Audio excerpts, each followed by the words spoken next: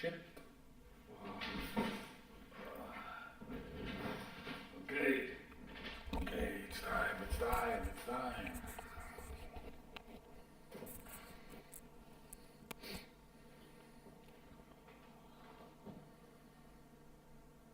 Oh, it's not time.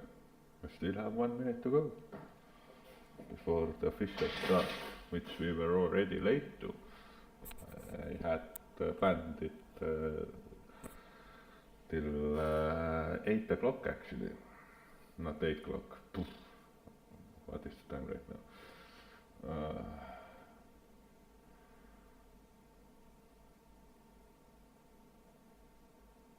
What is the time? Not 8 o'clock, but hour and a half actually ago. I had a volleyball competition that ran too long, so yeah, just couldn't make it on time. But anyway, I saw my uncompleted games. We just finished Gears 5 last time, so I think it's a good idea to actually repair our mends, finish this game before we start another one. I'm not sure what I will start until next time. Most of the plans are right now to finish this, play through more Cyberpunk. With Cyberpunk I want to start Phantom Menace on launch day, so 26th. And then I think this, not for Nostalgia Sunday this week will be cancelled because I'm away. Next week is no content probably at all. I don't know if I have time to create anything to be there. I'm also pretty hard next weekend as well when I return, but I will see. I will try my best. It's not easy to do it on the side, but let's without further ado, let's go into the game. Let's play. Why I'm talking here with myself. Let's take a sip of water before. We're really thirsty.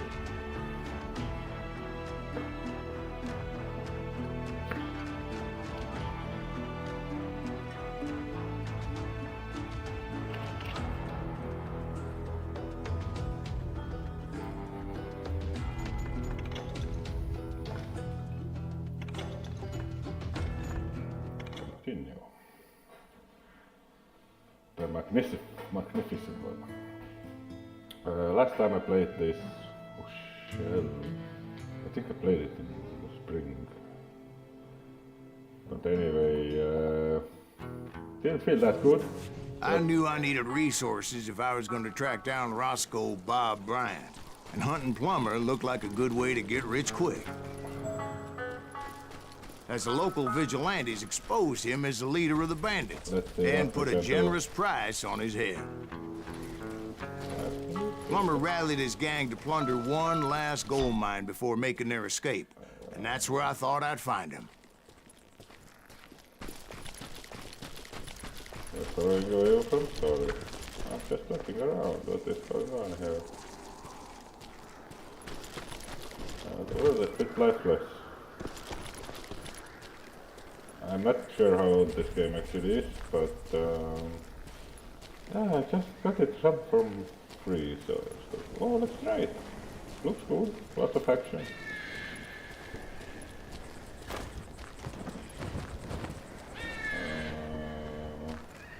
I have no idea.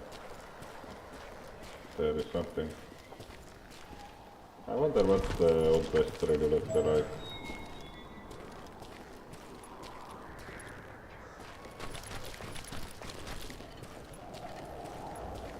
Like, how much people you saw, or what did you do there? Are those enemies? Oh, yes, there's As my late father pointed out to me more than once, God made men. Samuel Colt made them equal. Oh, yeah? Who the hell is that then? Don't let him get a shot off! Oh. That was unexpected.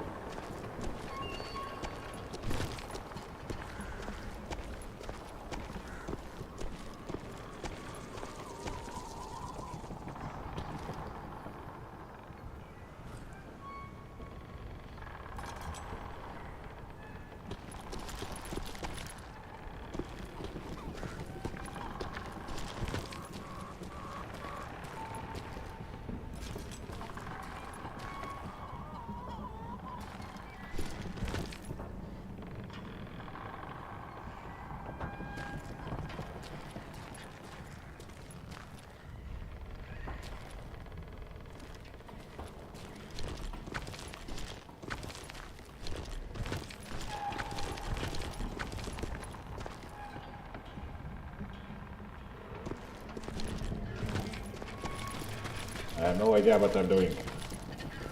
I knew that dynamite wasn't mine, so I decided the polite thing would be to return it. Ah, it's funny. It was the biggest gold rush since Sutter's Mill in '48. Unfortunately, prospectors weren't the only ones drawn to those riches. There were thieves and killers, robbing travelers and hijacking gold shipments. Like those that ran with Plummer. Some were just regular folks I knew from town, drawn by greed and easy pickings. Charlie Crow, the blacksmith. James, who worked in the stable. Sam and Jeremiah Barber, the butcher's sons. Ordinary citizens who lived a double life. Stealing and thieving and murdering their neighbors.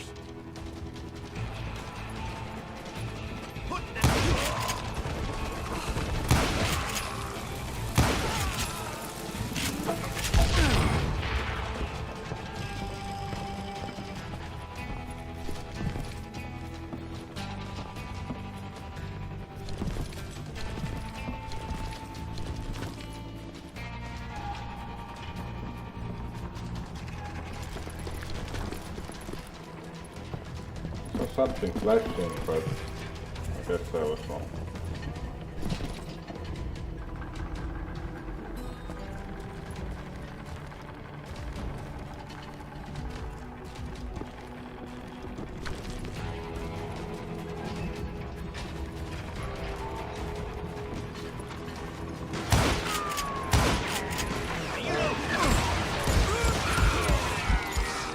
Of course, the rest were veterans of the Civil War.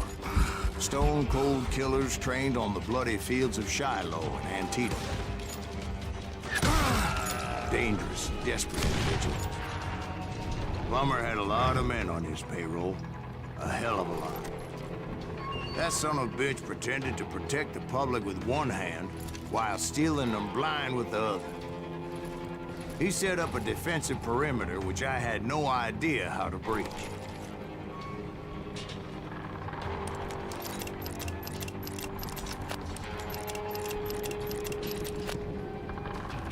Aye.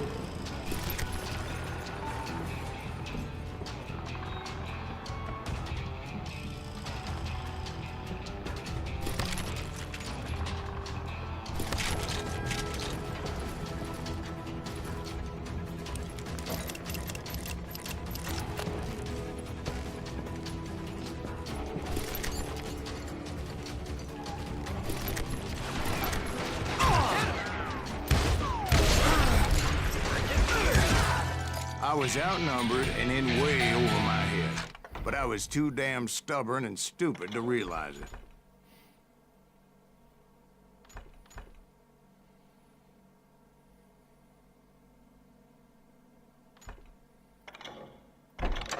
Now on want this.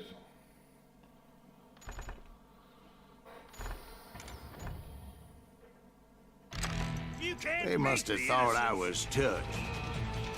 Or had some kind of death wish. Seeing as there were barrels of gunpowder everywhere.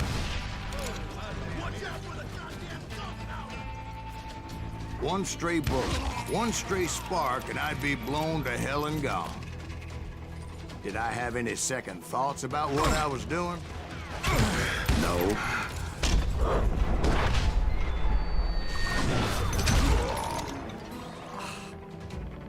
I'm just that good, ladies and gentlemen. I dodged the bullet. Why am I unnatural? Come on.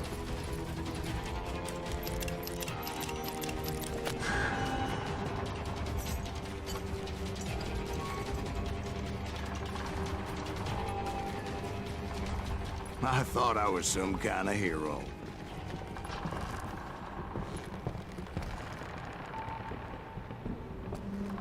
I think you're not the hero.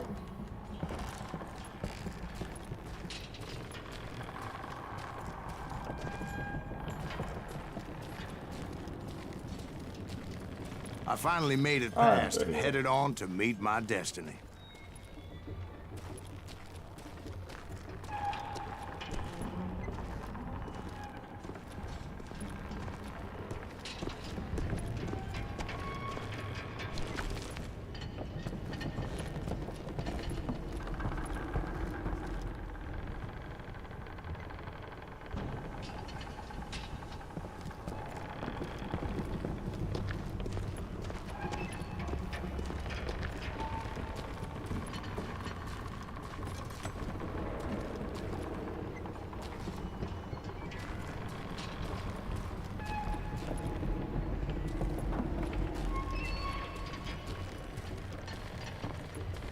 But first, I had something I needed to figure out. I had a few ideas on how to get into that mine, but once I made my decision, I knew there was no turning back.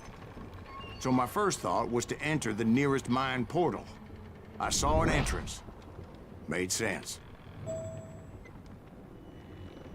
It was the quickest way in, but that also made it more dangerous, as there would undoubtedly be enemy pickets posted along the way.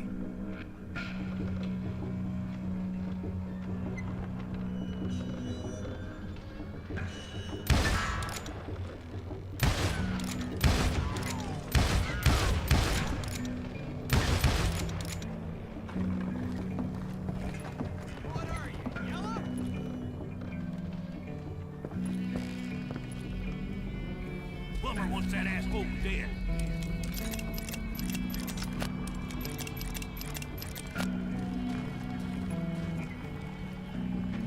This is our goal now.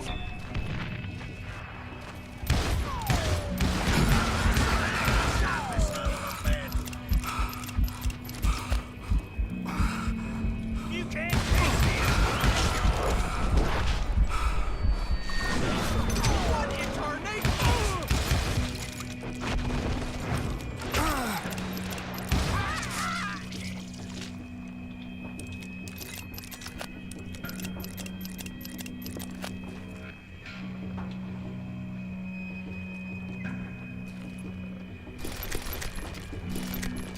Besides, once you enter a mine like that, it's easy to get all turned around.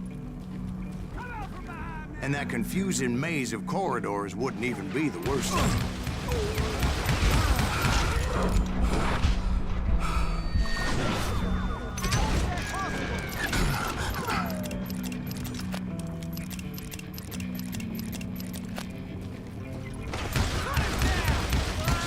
Some of those shafts could be as deep as hell.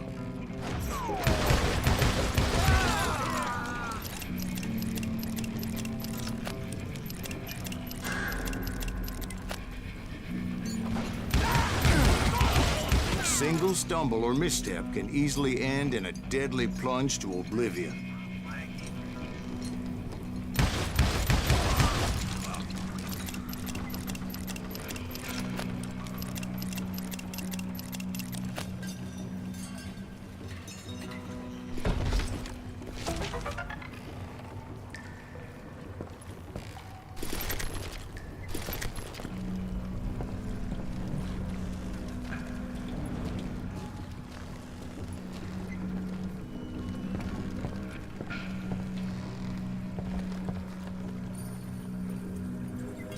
So good.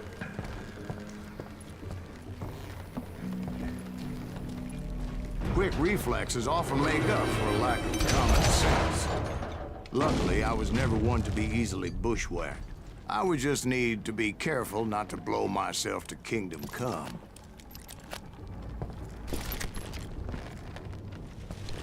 There he is! With all that gunpowder and dynamite everywhere, a body has to know what he's shooting at. Look out! All it takes is one tiny spark, and boom. Get him! I will drop you down a mine shaft. As a boy, I always loved the 4th of July. Take that asshole out! You must...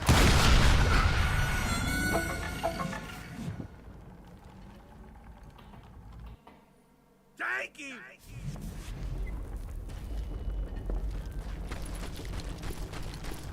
Let's do this! One wrong bullet could have turned that mine into a dad-blasted tube.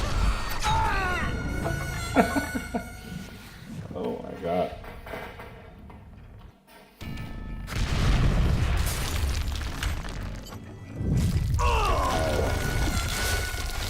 I'm not sure what happened now. I was not ready for that.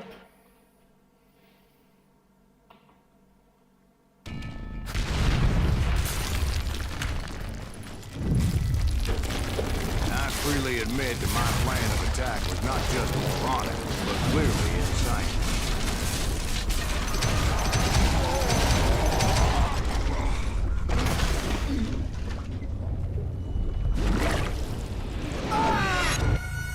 No! It's a good thing that I abandoned that ridiculous plan before I even tried it. Instead, I spotted a ladder, a way into the mine from the opposite side.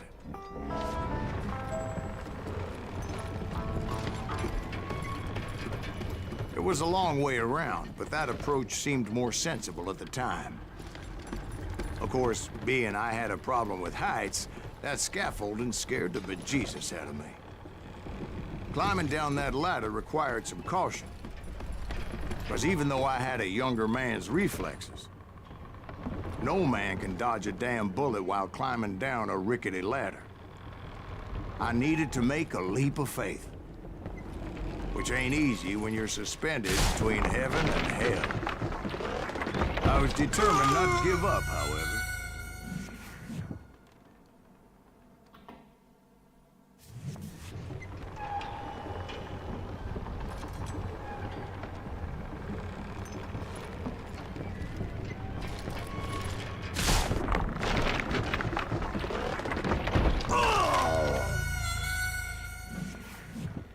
What the hell?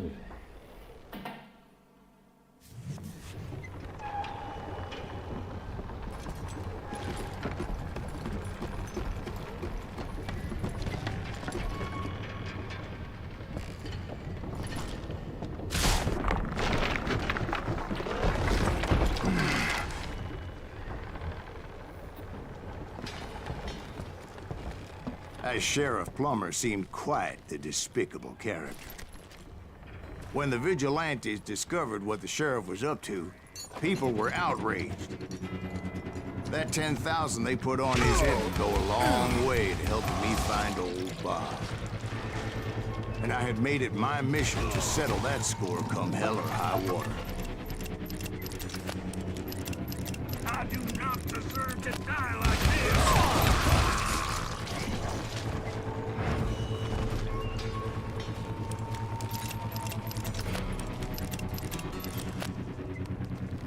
But first, I would have to make a choice. Take the elevator or climb the ladder.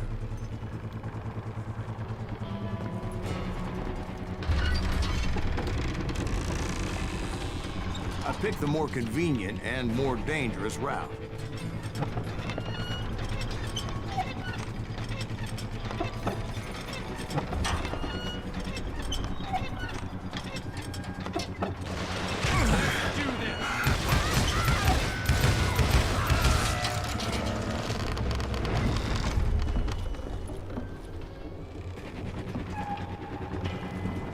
Plummer was a mad dog killer, and the people of Nevada City deserved better. Nevada City? Well, I thought Plummer met his maker in Bannock, Montana. Stupid.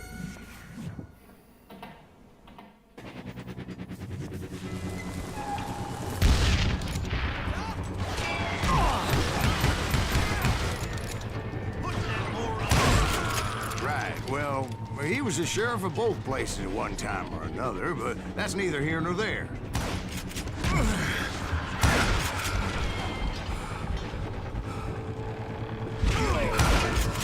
The point was, taking him down would save a lot of lives, including my own.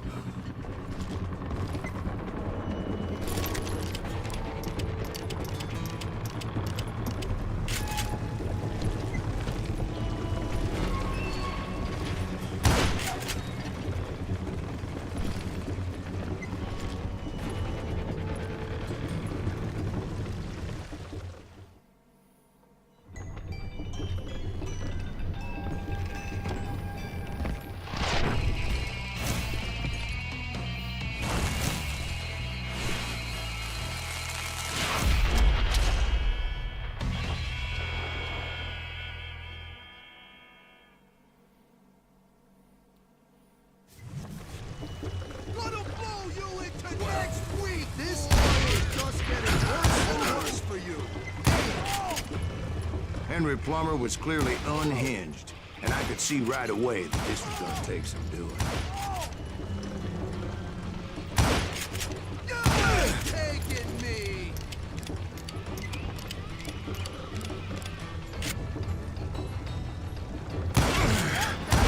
Damn it! I need some help here! Come on, boys! Take this cocksucker out!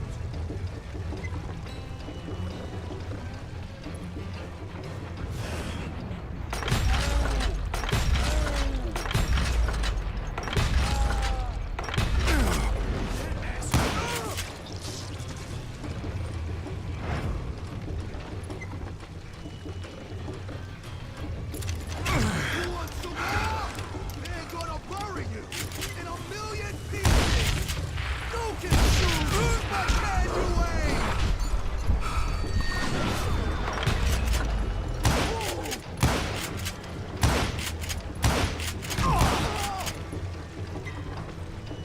I can shoot too!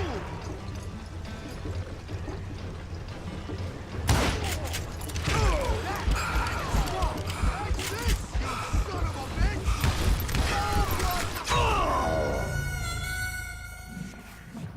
That's not good.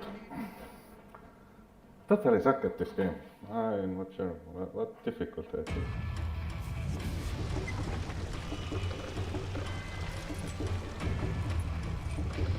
Gonna blow you into next week, boys! Pissing me off! See what I get you! They're gonna need a dustpan to pick you up! Why don't you just join the search? I can shoot too! They're gonna bury you in a million pieces! They're in the somewhere in the top and still dying. What the hell? This game is so stupid and activities you cannot. You're stuck in arena. Why I would be stuck here? You ain't taking me!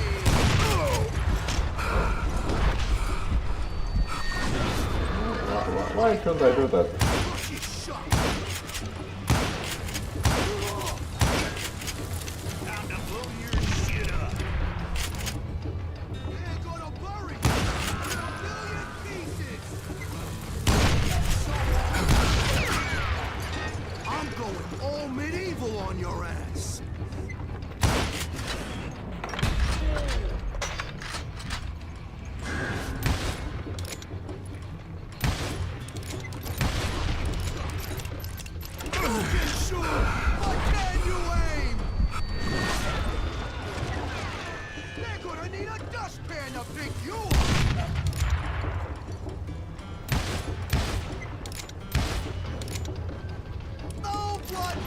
for you today. Bastard! Oh my god! Now he had some help as well.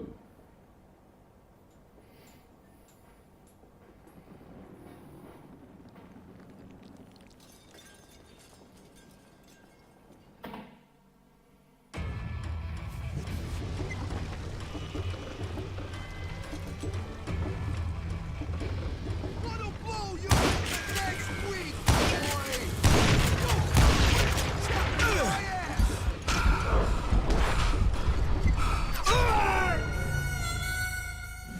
I touched it, no?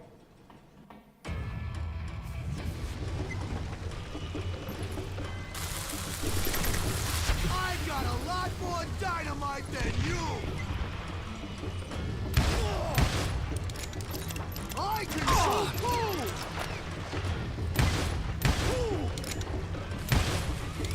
Why don't you just join the circus?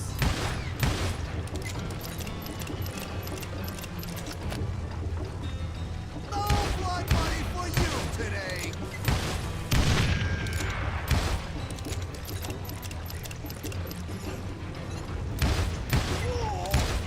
I'm going all medieval on your ass!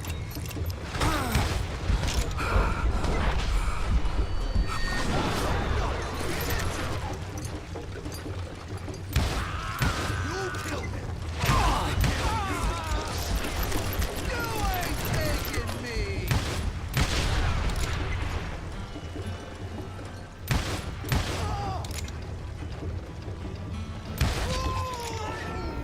So that's how Henry Plummer died. Him and his crew were worth their weight in gold. And now, I was officially a bounty hunter.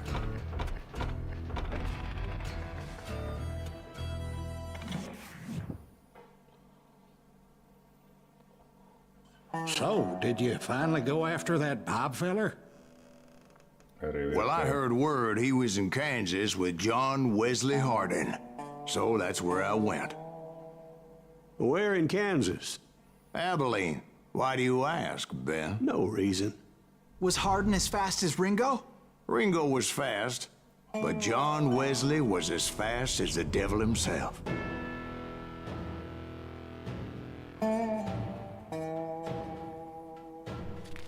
Hell, he killed his first man at 15.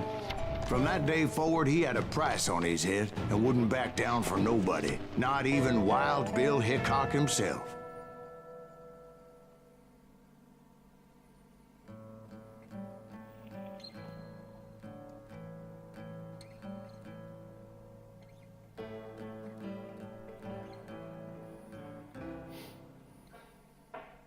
I dodged death many a time, and that night in Abilene was no different.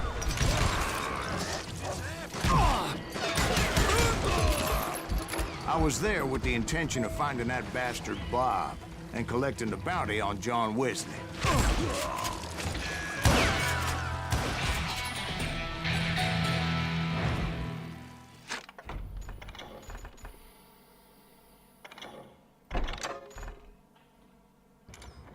Shot at him. The second.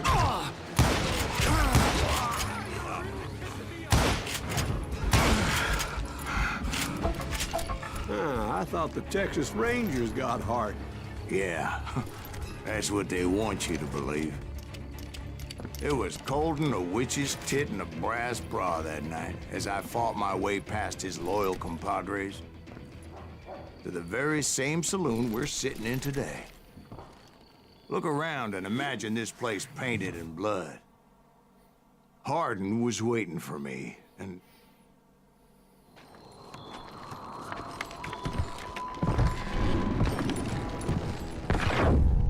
Wait, I'm jumping the gun here. Let me back up and give you some background on this sumbitch. He deserves that much. Don't you think so, Ben? John Wesley Hardin was a killer. By the end, he confessed to taking the lives of 42 men. Fathers and husbands, brothers and sons, men with families who cared about them. He was a bona fide folk hero by then, and had amassed a gang of armed miscreants and other assorted thugs. He and his men set up camp outside of town, and I was hoping Bob was among them. Shit, it's cold out here. Freezing my giblets off. Ain't right, we gotta stay out here keeping watch like this. Ain't no man stupid enough to go after Hardin anyway. Better 3 hours early than a minute too late. They didn't ask why I was there. They knew. Most of them were wanted as well. I had to spill a lot of blood to find out Hardin wasn't in that camp. He was carousing in town with his closest friends. Hardin's boys apparently didn't want me to reach the Bull's Head. Some were hightailing it into town to inform their jefe of my unwelcomed presence.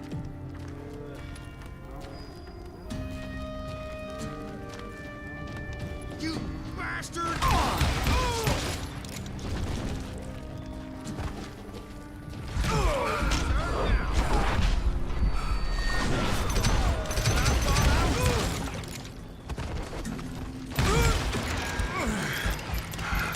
Middle-ain't that sucker!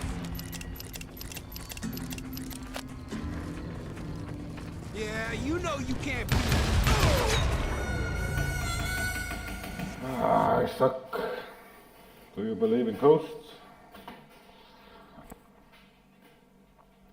Once I think I've thought that I have seen something.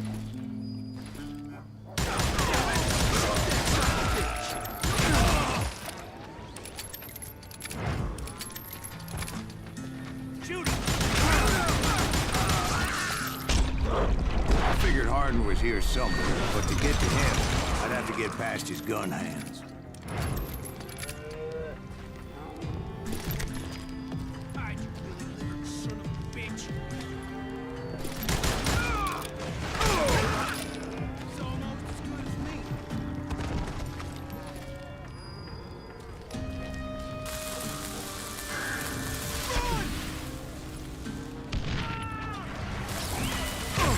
Dynamite! I'm gonna shoot you.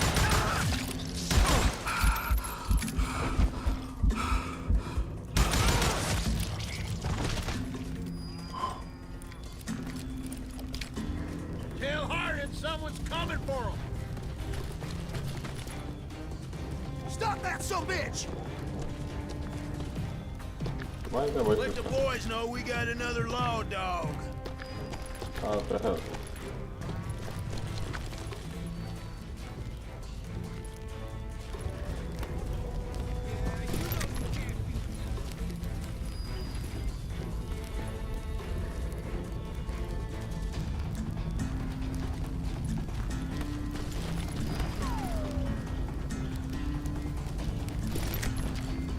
You ain't beating me, boy!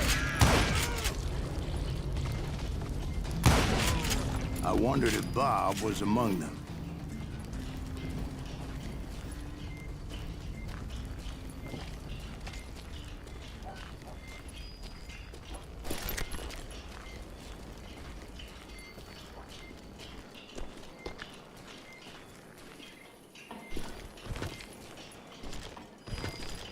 And I steeled myself for the fight ahead.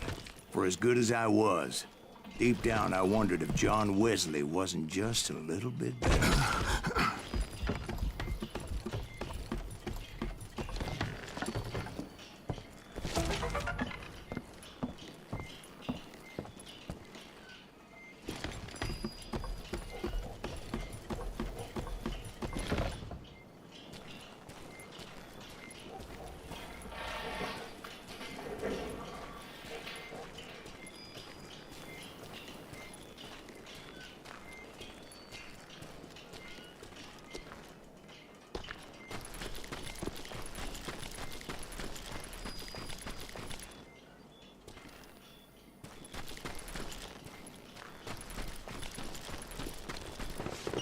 Before I could test my mettle against Hardin, however, I would first need to dispatch his cadre of hired killers.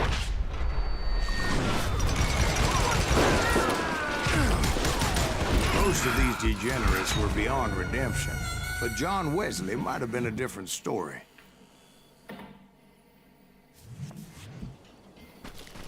I didn't know what I had to do.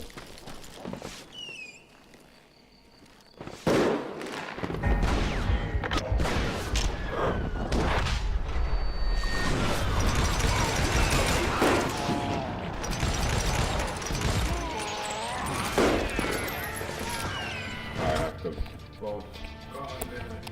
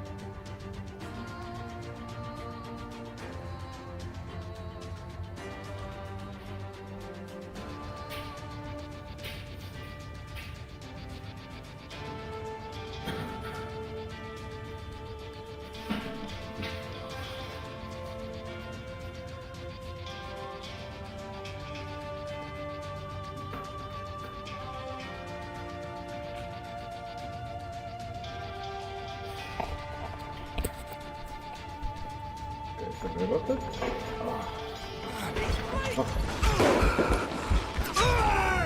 God damn it. I was out of the zone.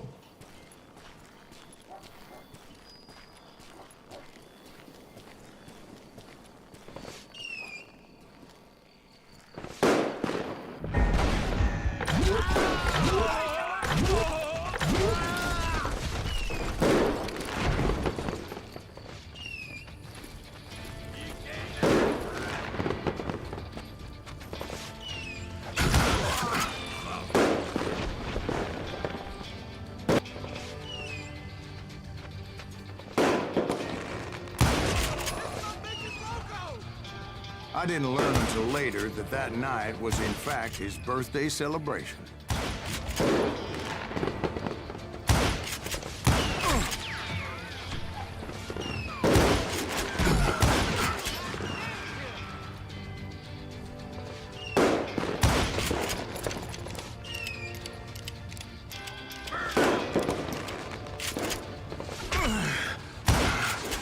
How bad can you be?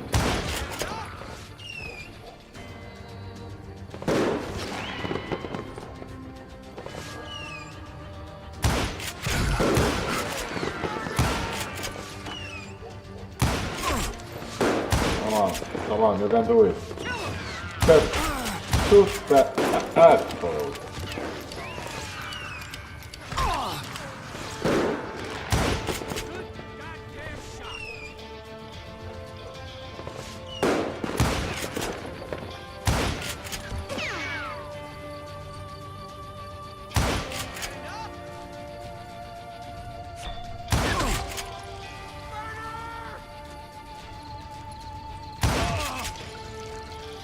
I really don't care who the hell are you. There is no winning me.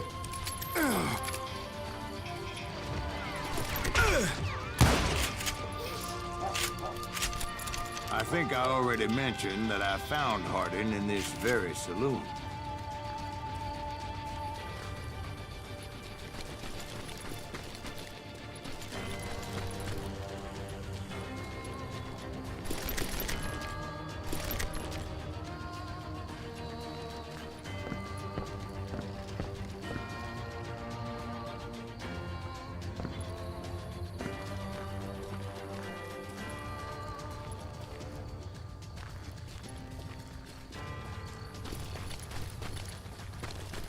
Haven't I already been in this city? In some other mission. Damn, it was so long time ago. Was it?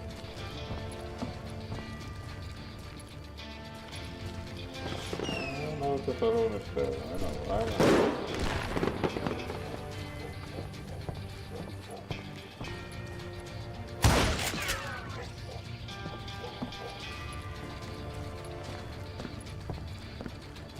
Yeah, it's the same city again. They have reused it, reused levels.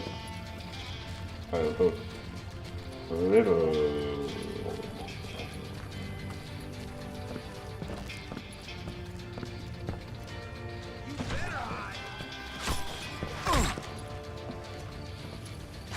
Suffice it to say, nobody there was happy to see me.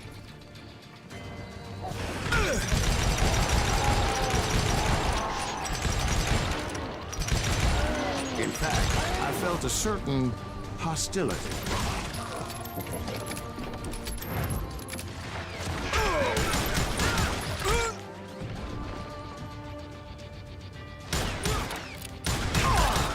I was disappointed that neither Bob nor John Wesley were among the dead. But that was short-lived, as a moment later I was facing down the fastest gun in the West.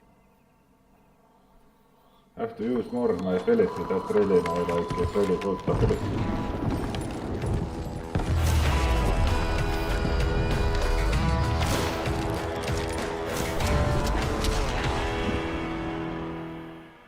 I killed 40 people right before coming I in. felt a bolt of adrenaline.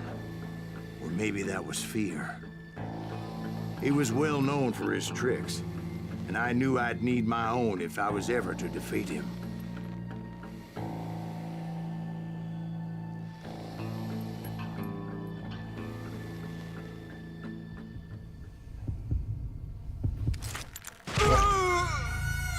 No, wait. He didn't hit me then. I'm sure of it. I totally forgot that I also need to...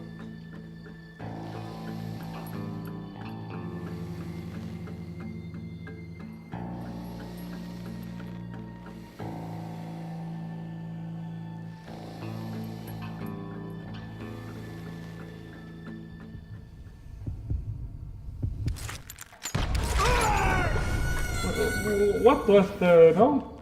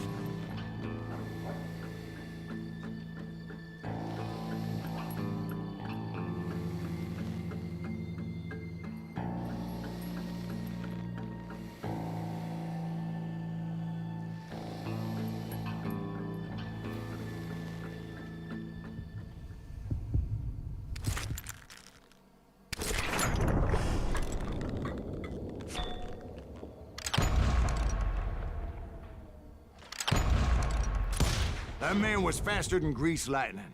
But being inebriated as he was, he didn't count his shots. And now, he was at my mercy. So he didn't die? No, I sent him to prison. Years later, after he was free, some restless Avenger took his life. Shot him in the back in a saloon just like this one.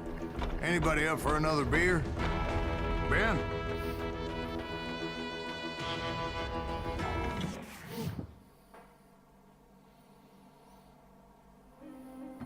Thank you, darling. Yeah, some say revenge is a dish best served cold. So whatever happened to that Bob guy you were after? Personally, I'd like to hear some of your other adventures. Like, I don't know, did you ever go toe-to-toe with a red man?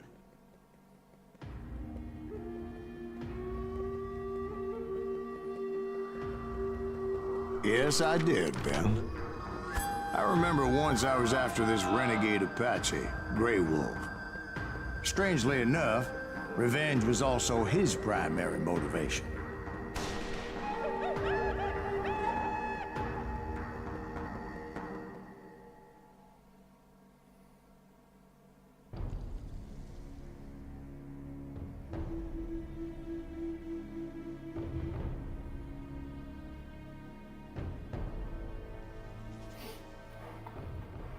A bounty was put on Grey Wolf's head, and that's how I came to hunt him in the mountains.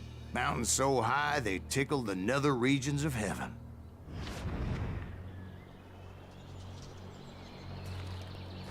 Grey Wolf was a Chiricahua Apache medicine man who had led a war party in revenge for a massacre against his people. The U.S. Army had attacked his tribe during his daughter's sacred sunrise ceremony, and the slaughter was unspeakable. I understood his anger, as there's nothing more traumatic than seeing those you love die in a cruel and painful death.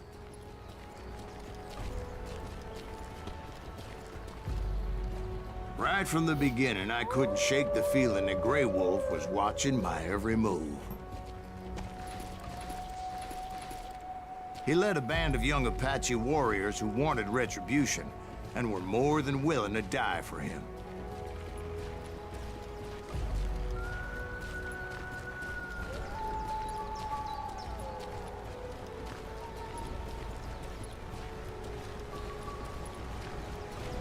So this whole game is just about hunting bounties, and not very intuitive one, because you don't actually have any choice about it, you just kill it.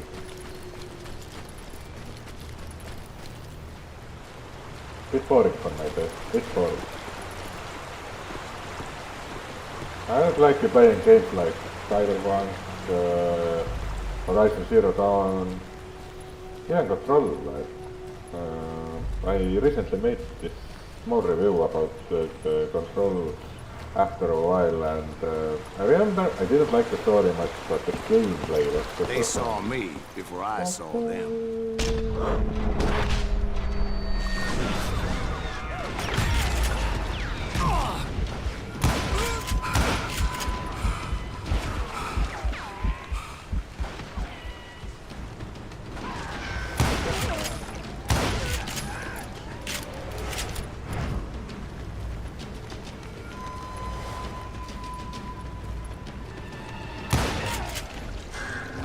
And it crossed my mind that maybe this wasn't such a good idea.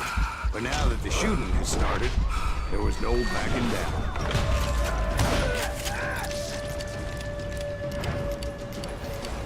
It can be fun,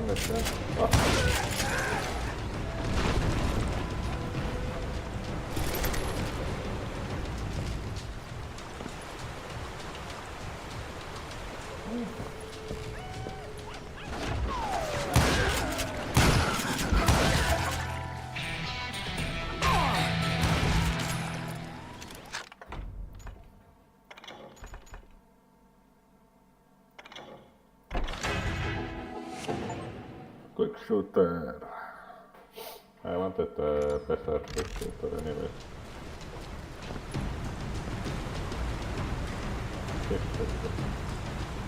I feel the fastest weapon are.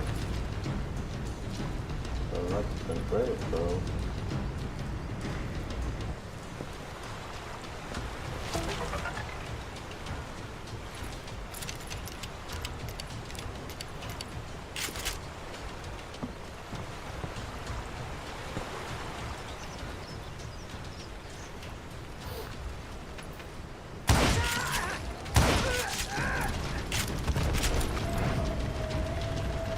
It was rugged country, the winter home of the Chiricahuas, and that's why they had retreated there.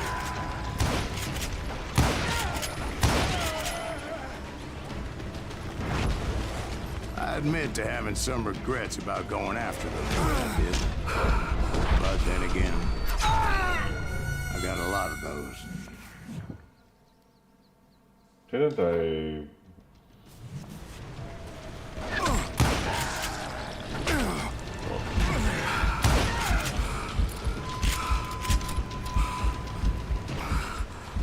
Don't you have quick shooters? I want to have quick shooters. Then you have rifles.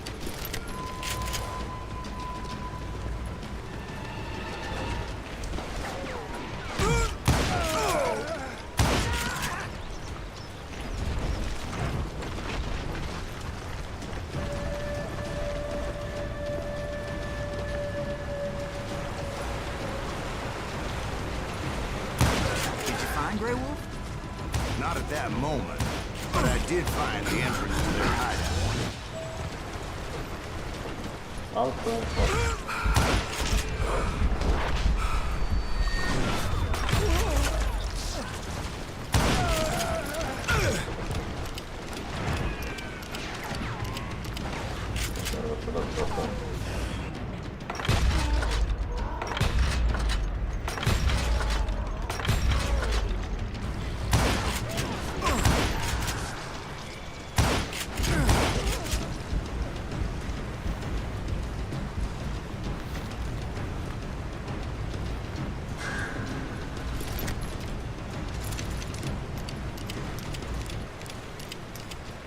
A deep crevice that led to a deeper cave.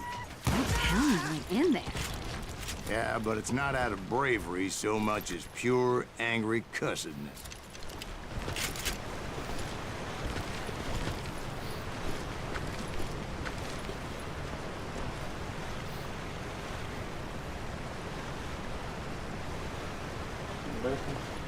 Kind of like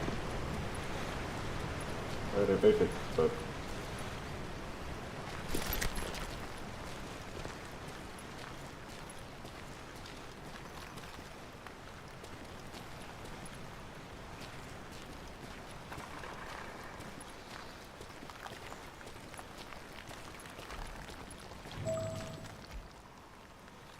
caves.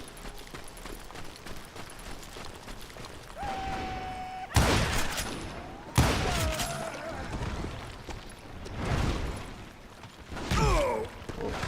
Where? I don't see anything.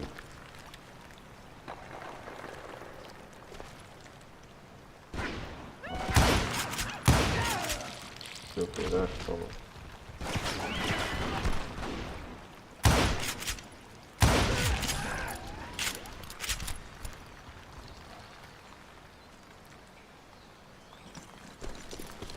That's all there.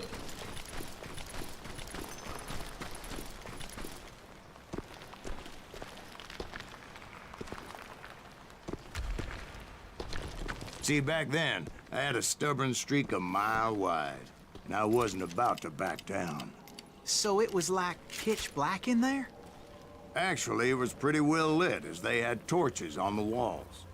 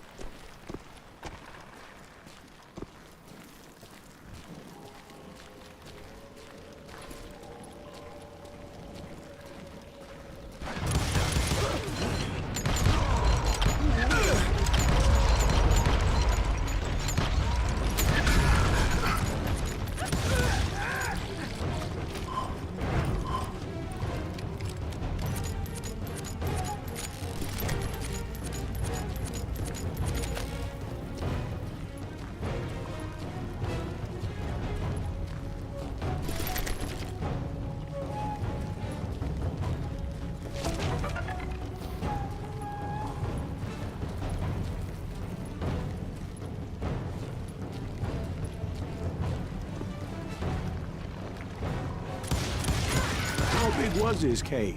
Big as hell, Ben. Chiricahua had hid out there during the Indian Wars.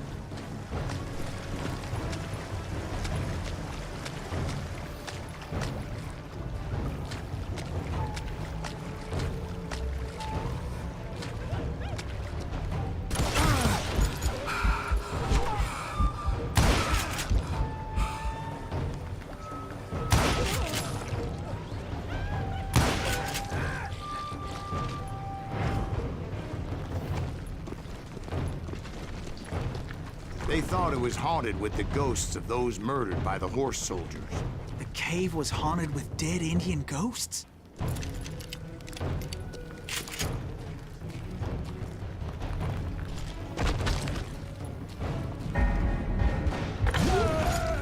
To be honest, I was more concerned with the live ones than the dead ones.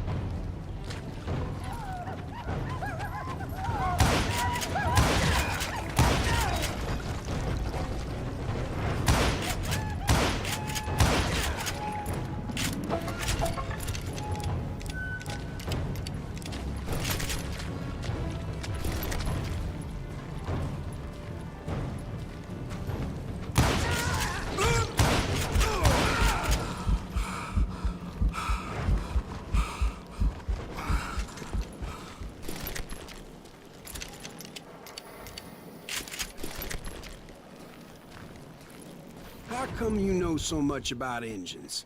A few years back, I was married to two Mescalero women. At the same time? Yeah, they were sisters. Polygyny is traditional among the Mescalero. So what happened?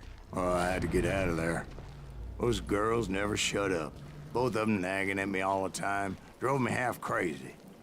Haven't seen them since. No, I mean, what happened with Grey Wolf? Oh, well, I pursued him into the Cave of Death.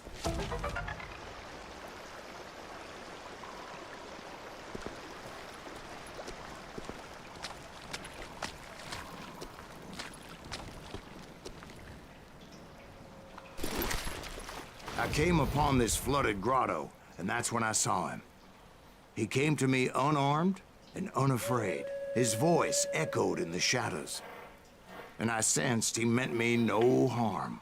You carry great darkness in your heart, and if you do not release it, it will claim your soul.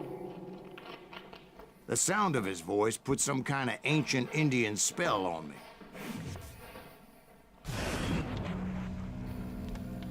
As his story unfolded in my mind, You will come to this place again and kill many more men, and the darkness will grow until it consumes everything that you are. The soul would have no rainbow, the eye have no tears. he said I was a great warrior, a coyote man, unequaled by any other pale-faced warrior, or something like that. The snakes will bite shadows of your past until a venom poisons your heart, and an echo of the song of the dead summons the spirits deep from within the mountains. I didn't quite get what he was saying, but there was definitely snakes. And indeed, his warriors surrounded me and attacked me like hungry wolverines. They couldn't stop me, though, and Grey Wolf wasn't in the mood for idle talk.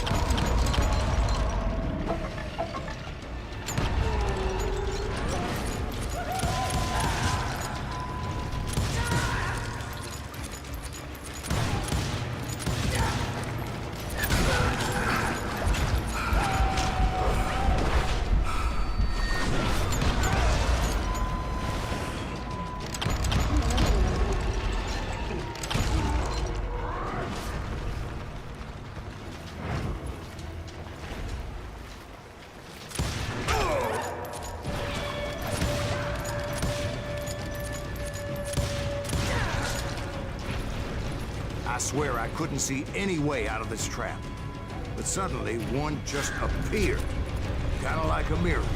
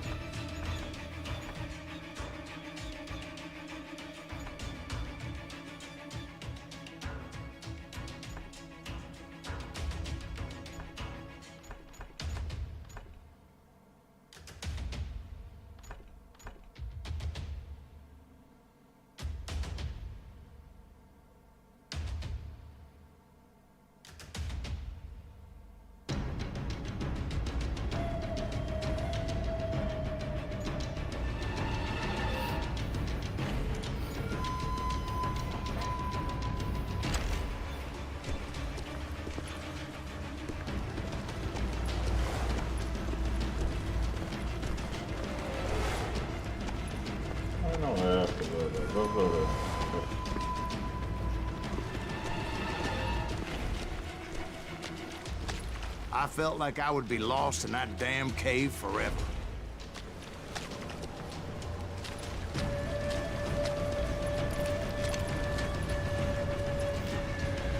Finally, I found myself back outside, perched on the edge of a precipice, overlooking a thundering whitewater river. To get where I was going required several leaps of faith, but no way in hell I was turning back.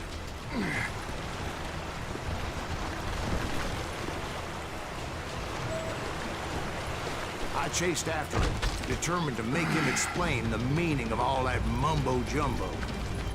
Mumbo-jumbo is right. Are you making this all up as you go? A few details may be fuzzy, brother, but I am relating exactly what happened to me. There were dozens of Apache warriors aiming at me from on high.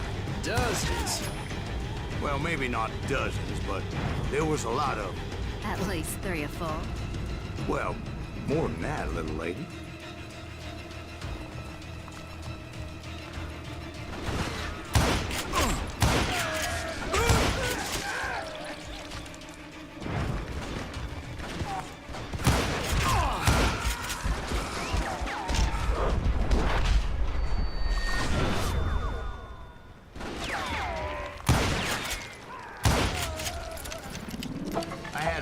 climb up creek ahead of me and scrambled up those rocks like a mountain goat. I was determined to locate Grey Wolf and find out exactly what the hell he was trying to tell me.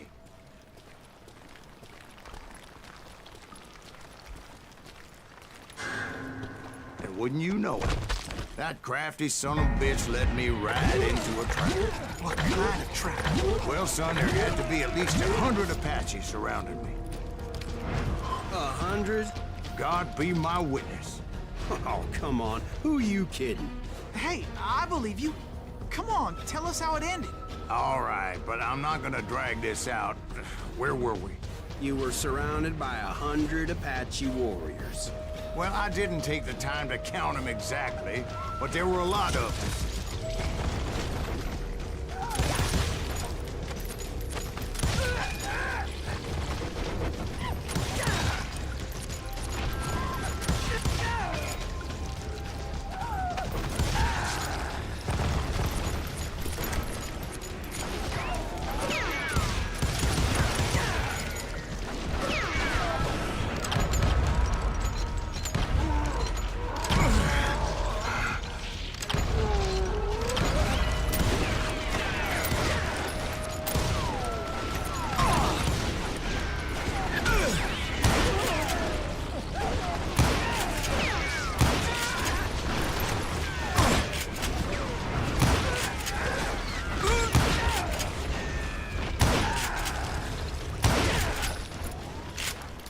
And in the end, a path appeared before me that I had not seen before.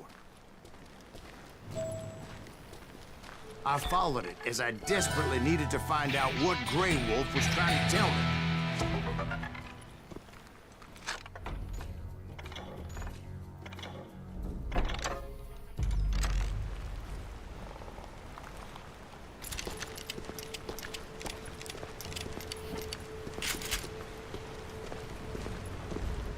But it was like that son of a bitch disappeared into thin air.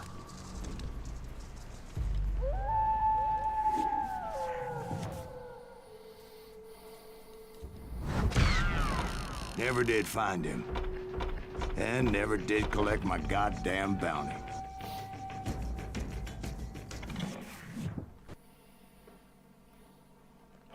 Thank you, darling. It's interesting how the truth can sometimes seem, might malleable, depending upon your point of view. Like how those dime novels make you out to be something you're not? Jack, don't be starting trouble. No, he's right. They do tend to exaggerate. Did they exaggerate your part in taking down the Daltons? Well, I was there in the flesh, boy, so I saw what happened firsthand.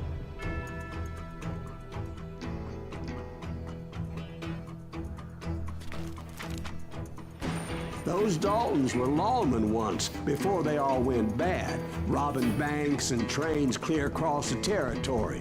Until Coffeeville, of course. I was one of the citizens who took up arms that day. Fighting on the side of the right? I did my best, sir. We all did.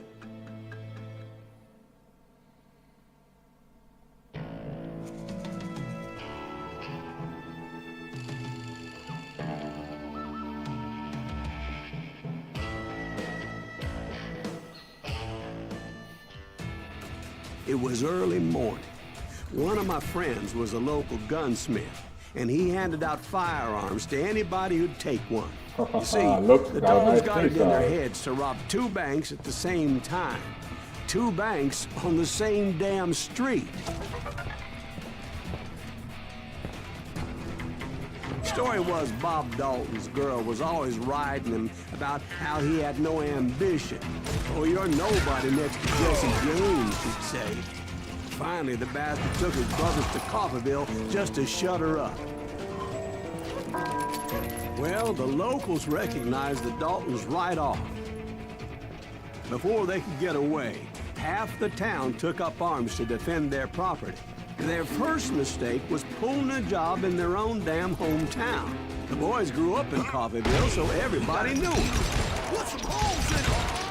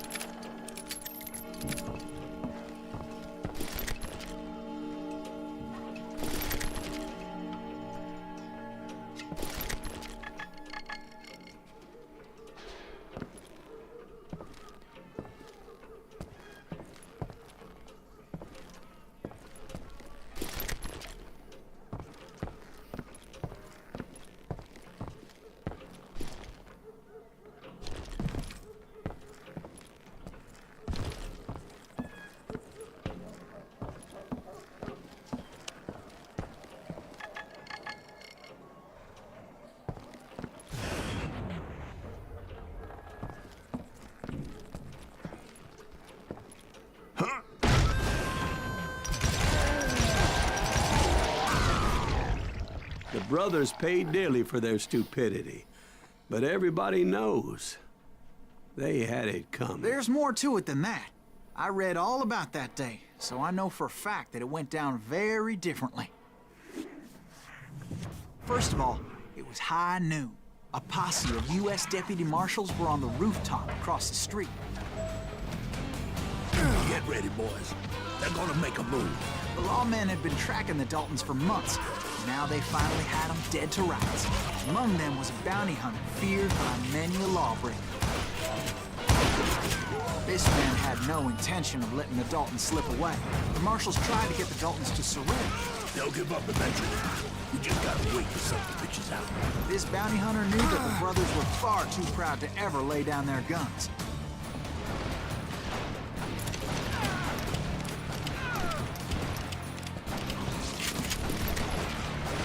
He went in there alone to confront those criminals. One of the marshals shouted, "Where are you going? Are you crazy?" Hey, where do you think you're going, dumbass? That rifle's mine. But he paid him no mind. He saw a way to get around to the back of the bank.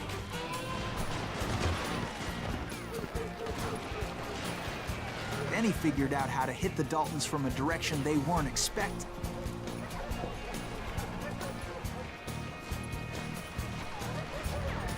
From above. Fortunately, a water tower was right there. A moment later, he was climbing up a steep ladder, laughing at danger as he did.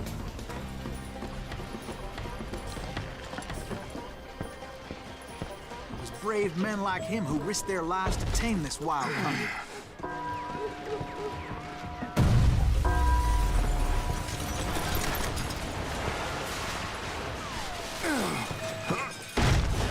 We've got company. Heroic men like him, who did what other men couldn't or wouldn't to make this country free. Like Jim Bowie and Davy Crockett, who died defending the Alamo. Is that Silas Greaves? Son of a bitch! I thought I was quick.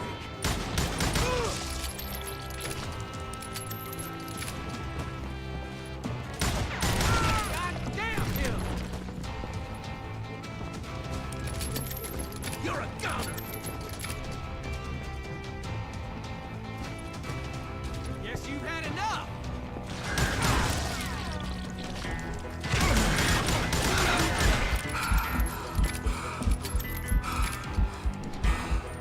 You better hide!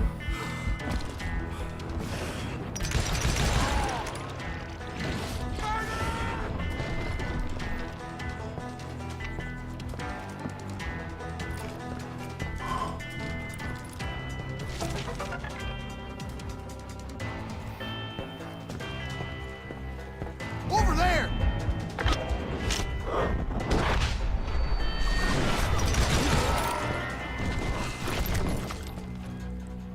That's Silas Greaves!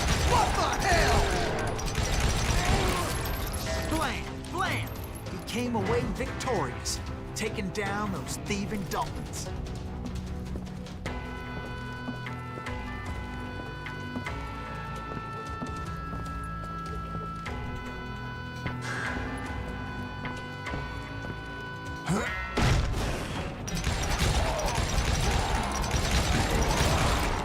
His name was Silas Greaves, and when the dust finally settled, he was the last man standing. Sorry, kid, but that just wasn't the way it happened.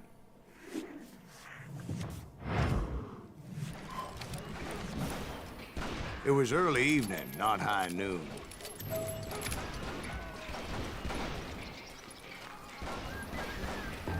I was late to the party and Coffeyville was already up in arms. The Daltons blew up a safe and were all set to hightail it out of there. Those pathetic deputies surrounding the bank were dropping like flies.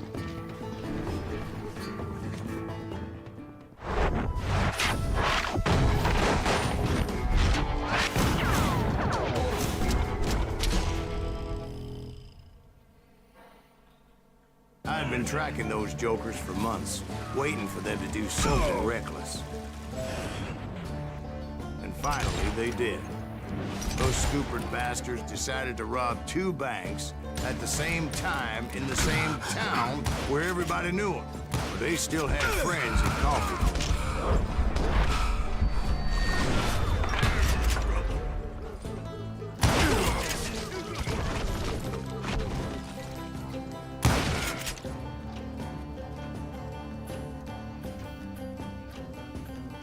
What are you gonna do?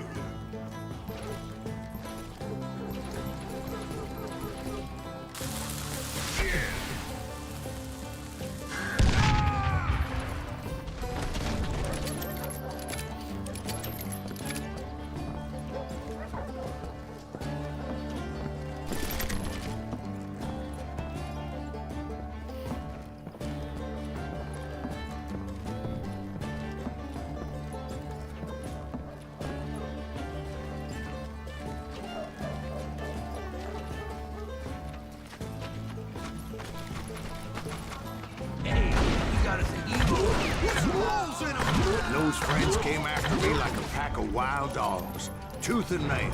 They were coming at me from all directions. I caught sight of the Daltons running with the money and didn't want to lose them. Problem was, they knew the town better than I did. And to top it off, I found myself in the middle of another shootout entirely. Did the Daltons hole up in somebody's house? No, it was the Smiths, I You know believe. who we are? They were cousins of the Daltons, and they were shooting at the Browns, who were shooting at the Daltons, which wasn't any surprise, since those 2 families have been feuding forever. And since the Joneses are related to the Browns, they shot at the Smiths, pissing off the Heimhoffers, whose daughter recently married a Smith. Well, bullets were flying every which way as all the old feuds in Kansas caught fire all at once. I went reckless, baby.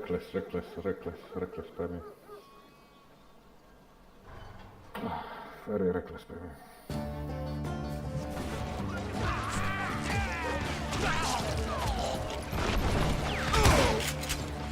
Get those boys!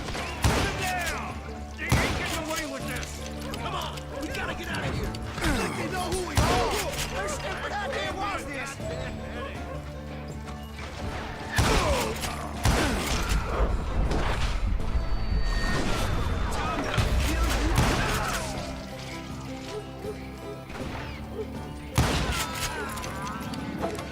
There was a hell of a lot of pissed off people in Coffeyville that day. But that's just the way life is sometimes. Shit happens.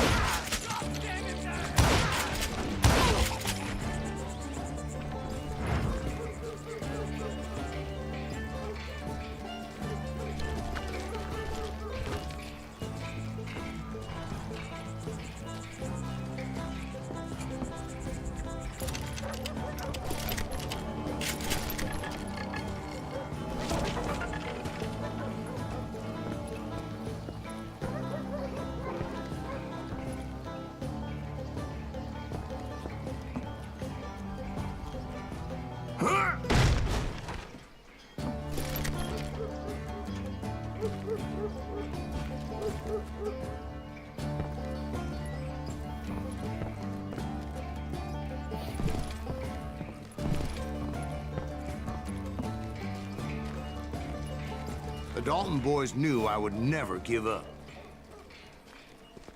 Those Daltons weren't the sharpest knives in the drawer, but they always stood together. They set a trap to slow me down and allow at least 2 of them to escape. The 3rd brother stayed behind to plant me, just in case that trap of theirs didn't work.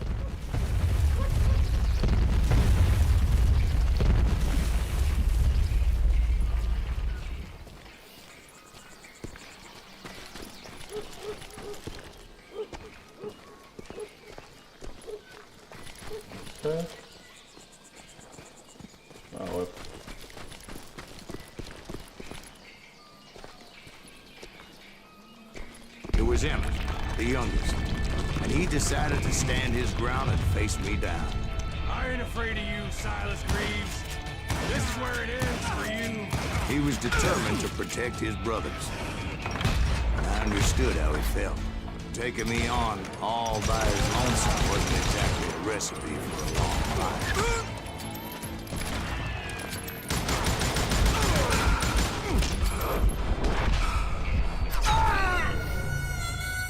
How much bullets can one man take?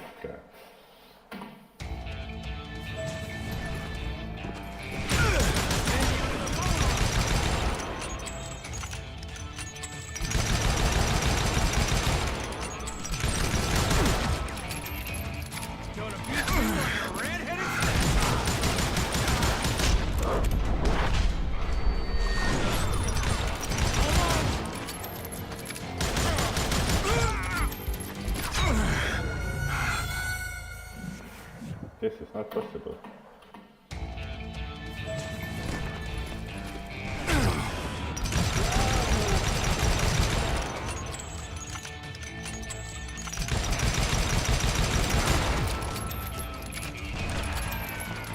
It's hog killing time.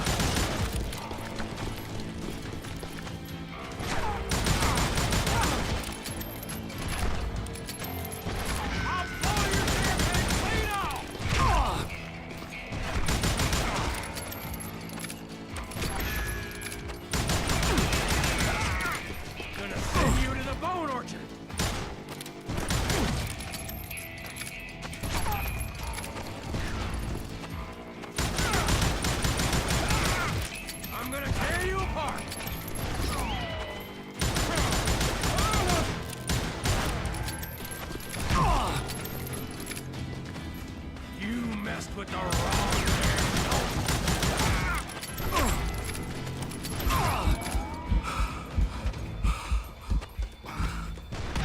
I'm gonna cut you in half.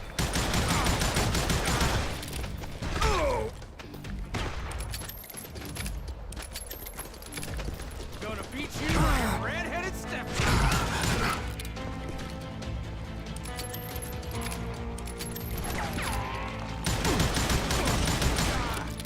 It's hog killing time.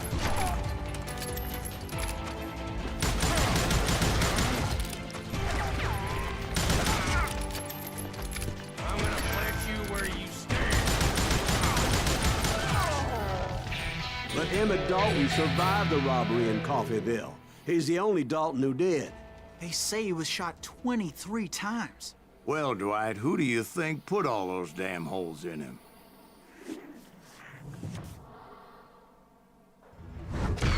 But I have to admit, that boy had grit.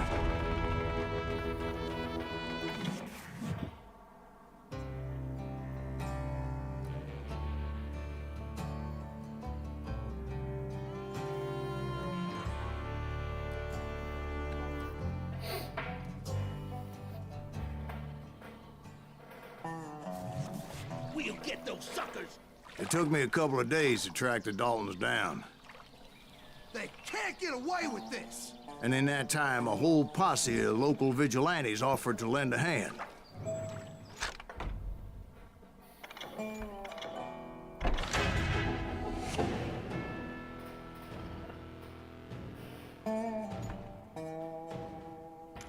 We'll track him to the ends of the earth. They seemed as determined as me to find those outlaws. But as we headed into those swamps, it was like I had my own private army. There was no way those boys were getting away this time.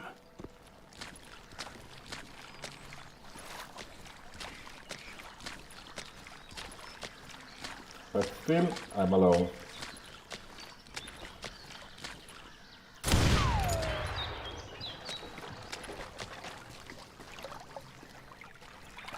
It was early fall, right? Beautiful time of year. At least you had the weather on your side. Not by my recollection. It was damp and foggy as hell.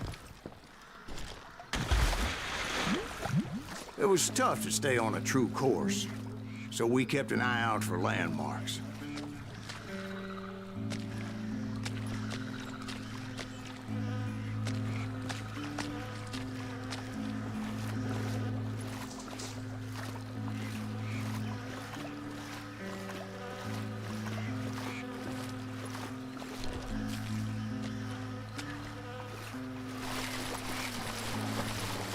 It was autumn. The maple trees were in full color, red as blood.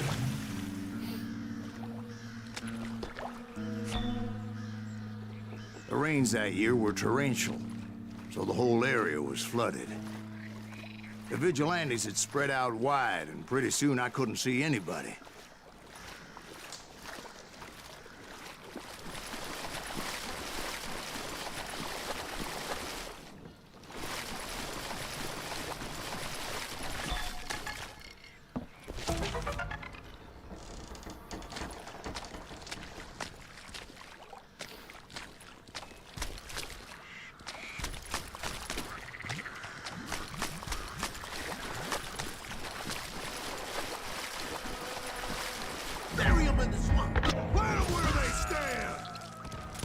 Except for some son of bitches ahead of me wanting to do me harm. So I had to face them alone.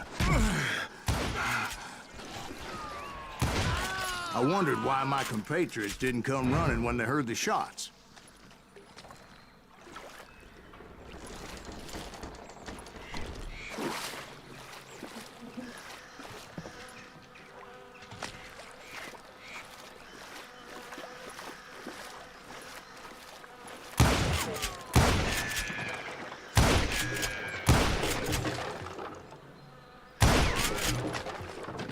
So did you find the Daltons? Not yet, but I did have the questionable pleasure of meeting a few of their friends.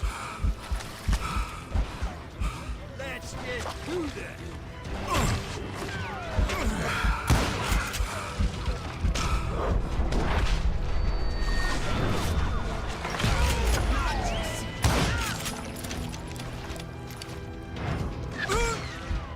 I'm just getting started.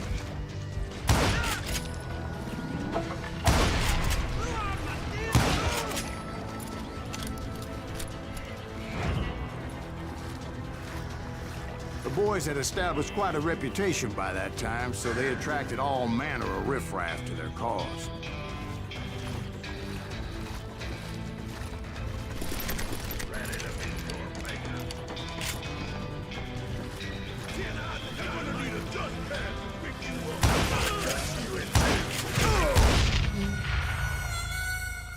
What the hell happened now? What the hell was that? Why is everybody killing me?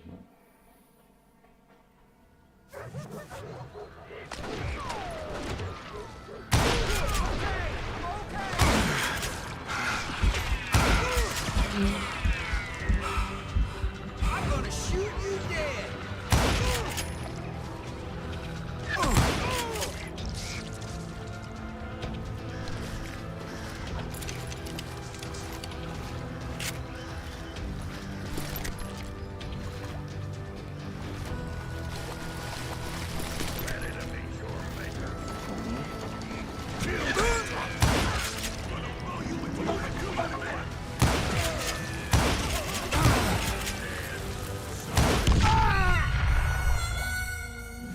That is some meat boss, I think, there. Oh my god.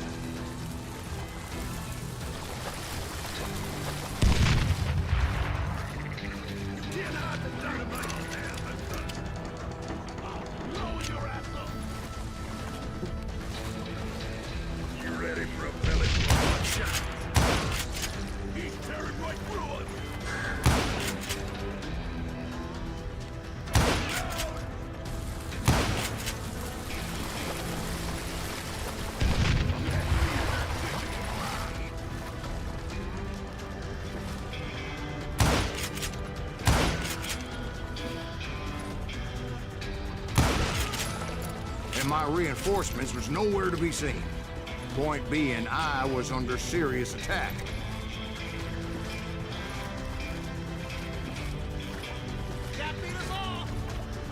Yes, I can.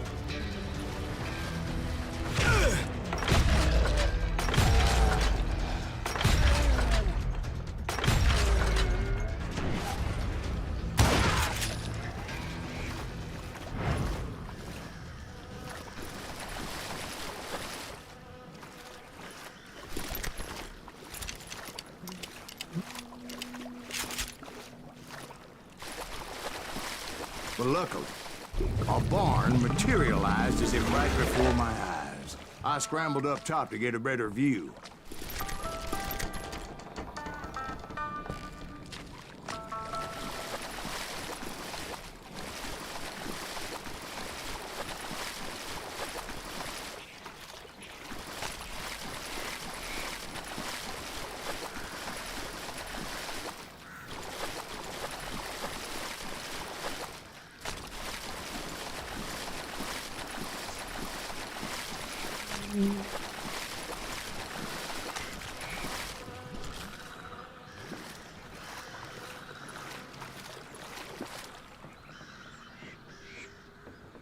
But just ended up falling inside. So, how did you get out?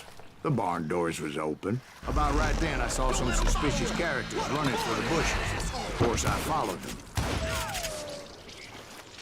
But that goddamn swamp was like a goddamn maze, and pretty soon I had no goddamn idea where I was. Steve? So I just started walking, and pretty soon...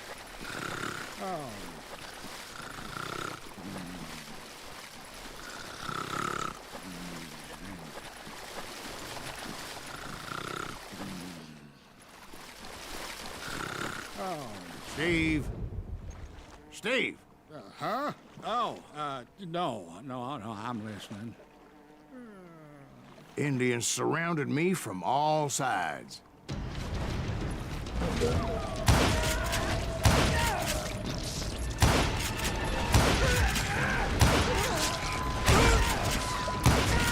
Indians? They were Indians. No.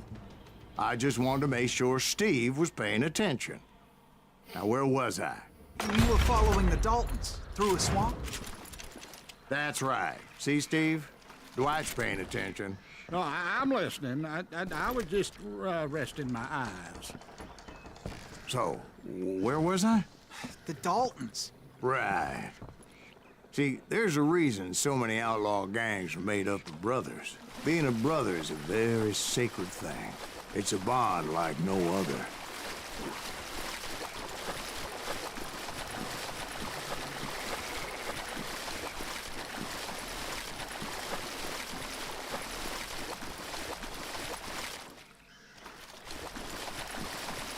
Bounty hunters! Stop that, son bitch! So did you ever find the damn Daltons? Not yet. But I did find a few of their cousins. You Kansans breed like rabbits. More Smiths or Heimhoffers or who knows what.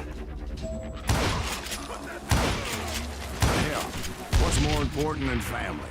I bet Ben knows what I'm talking about.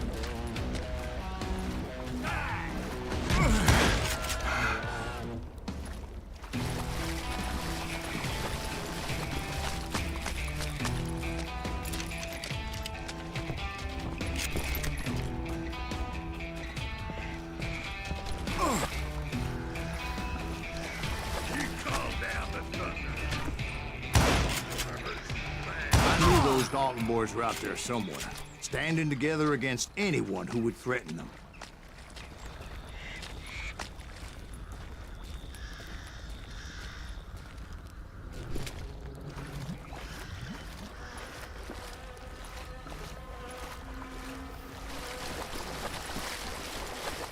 And that's when I saw it. A goddamn steamboat. A steamboat? In a swamp? Yeah, Steve, but this wasn't much more than a wreck, really. But how'd a damn steamboat end up in the swamps? Yes, it floated off during the flood of '89. Now, was it a stern-wheeler or a side-wheeler? What? Does that really make a difference, Steve? It was a steamboat with a goddamn army on board. It was in that a fusillade of bullets come raining down from on high, and those vigilantes who accompanied me weren't anywhere to be found. But among those men that were shooting at me, I thought I saw some familiar faces.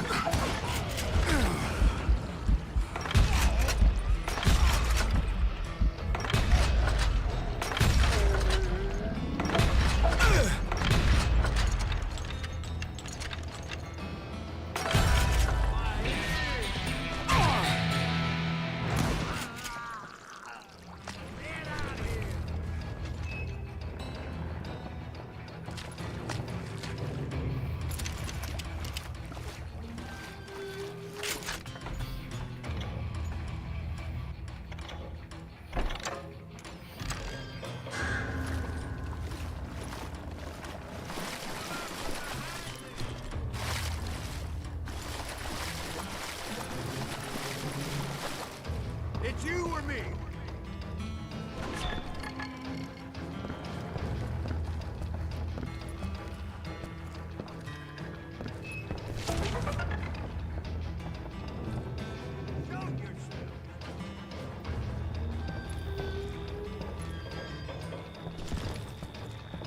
That's it. Somewhere up there, the Daltons were waiting on me.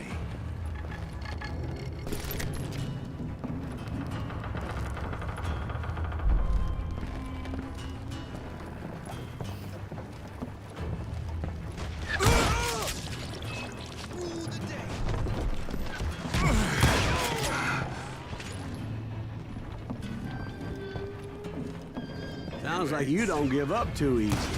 That's the kind of man I am, Bill. I set out to do something. I do it. Surrender just ain't in my nature.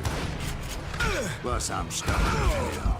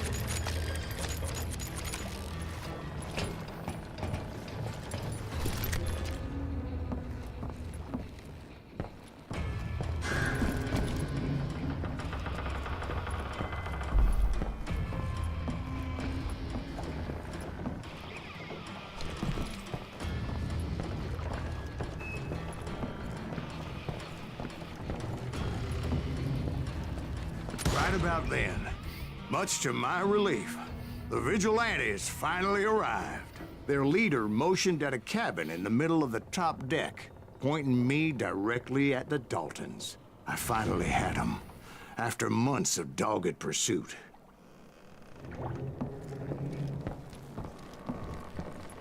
Huh? But it turned out that they had me. Take him out! I'm sending you to hell!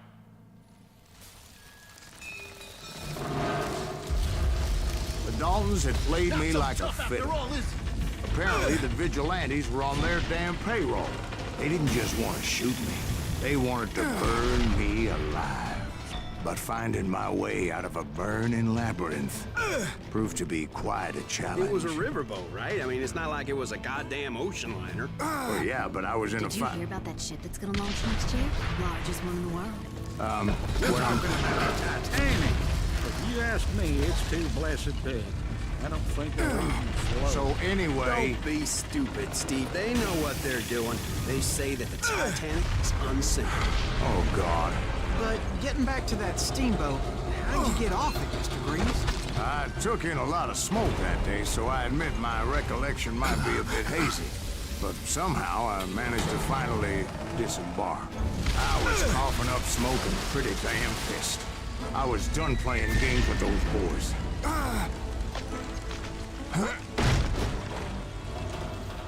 It was time to settle this once and for all.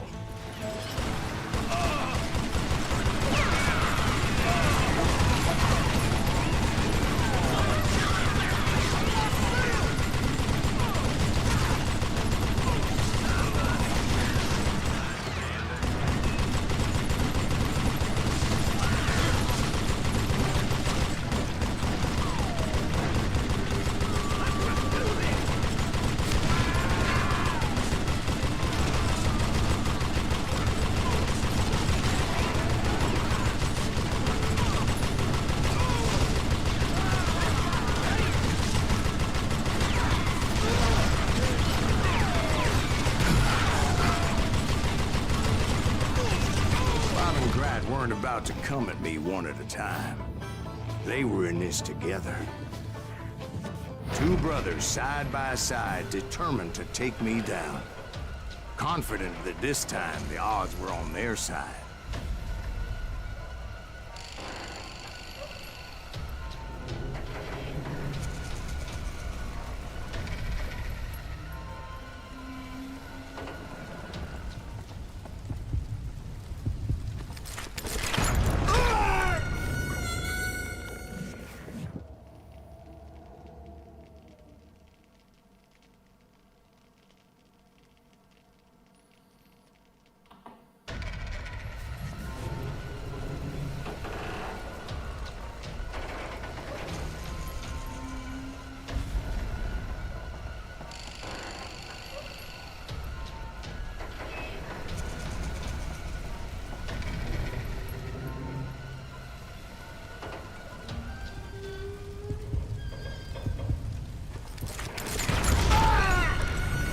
God damn it.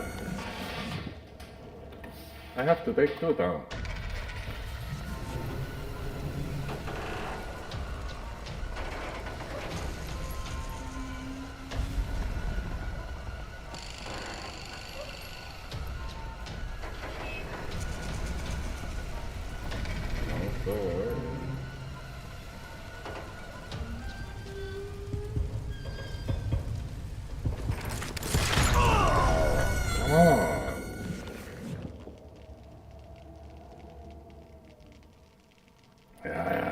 I see. What the hell?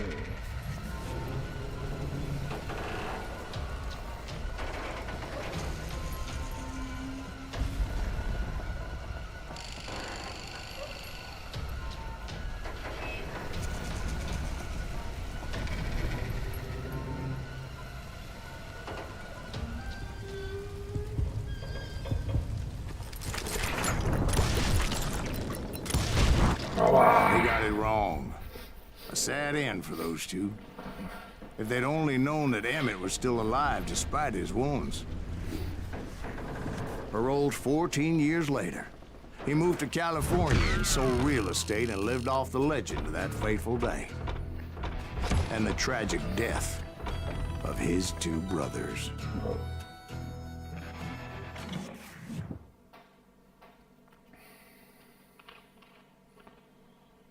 My own brothers died tragically as well, truth be told.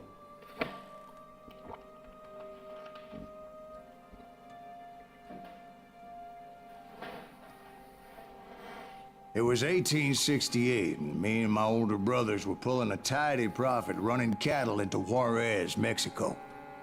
One night after my brothers retired for the evening, I found a little poker game in a cantina with a couple of cowboys. and I just couldn't lose. I even won an old Spanish coin that had to be 100 years old.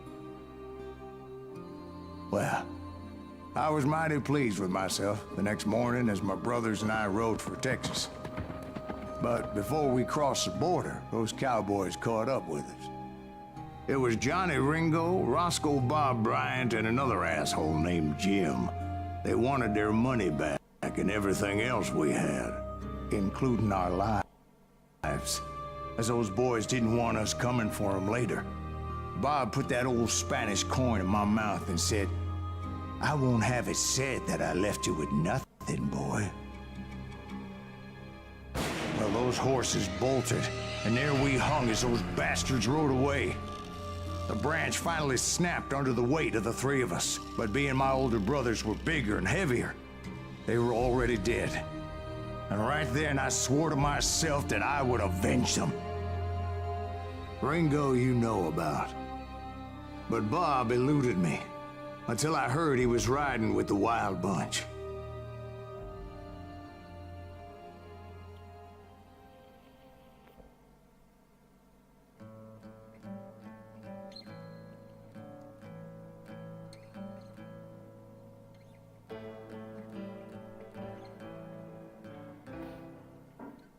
I'd been on their trail for months, ever since they left their hideout in the Bighorn Mountains. Led by Butch Cassidy, they were a loose association of outlaws who robbed banks and trains from Colorado to Montana.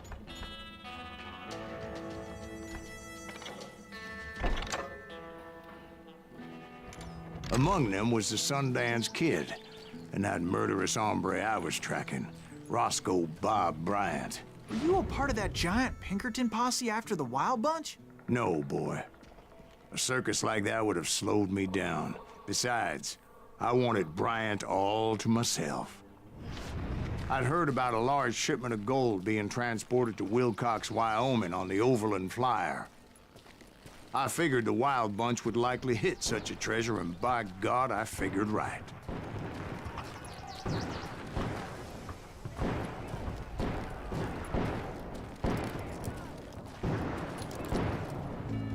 They blew the bridge with the intention of forcing the train to stop. Well, I assumed the Wild Bunch was likely in the still intact part of the train high above. So I had no choice but to make my way up through the passenger cars dangling down. I was determined to make that sumbitch Bob pay for what he did to my brothers.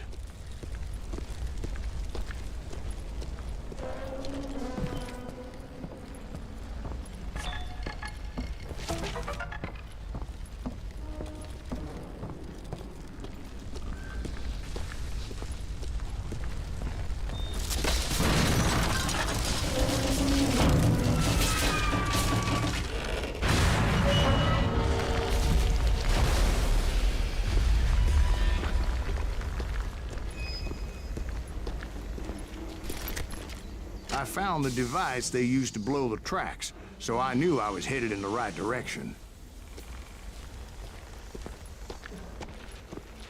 My ears are still ringing from blowing up that ridge. What'd you say? Well, I made my way off unscathed and came upon a few members of the gang and had no choice but to dispatch them. From there, I had to negotiate an even more precarious route. But first, I would need to get my ass out of there.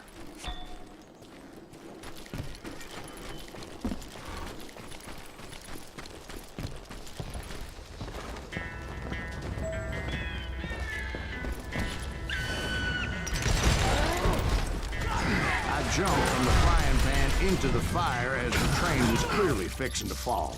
I had found the gang, but in order to find old Bob, I needed to fight my way forward past a whole passel of desperados. Outside, inside, any way I could, I made my way towards my prey. Well, what about the passengers? It was mostly a freight train, as I recall. There were no passengers aboard that day.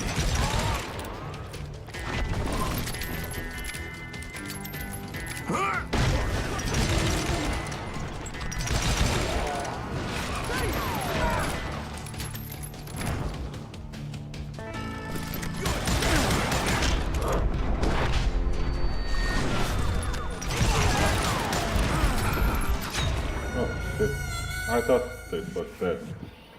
Totally my mistake.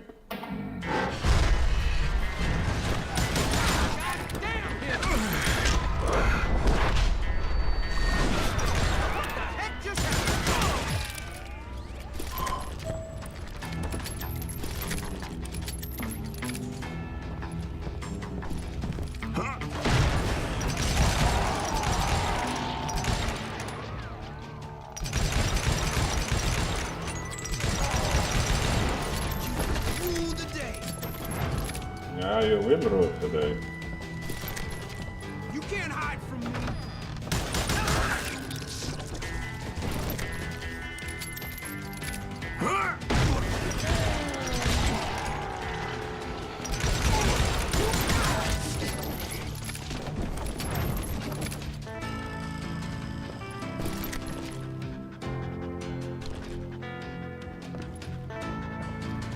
As I mentioned before, I am not fond of heights. But I was too busy dodging bullets to worry about falling to my death.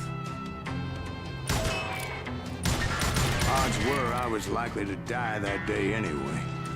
So I was determined to take down as many of those bastards as I could.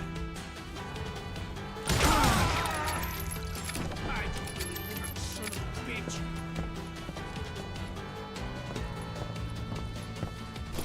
I can kill you with either hand.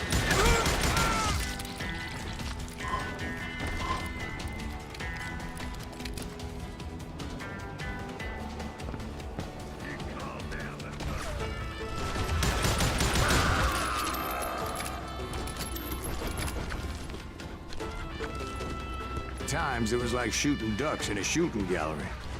The only difference is these damn ducks shot back.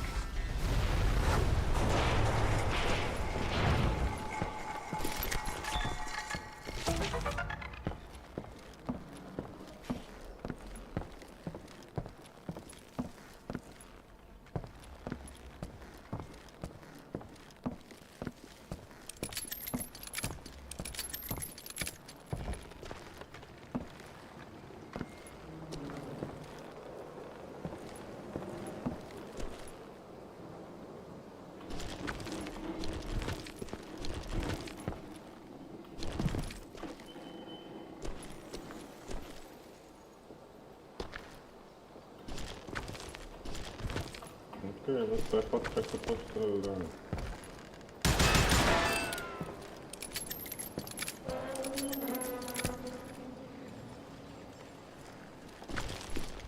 Upload that stuff.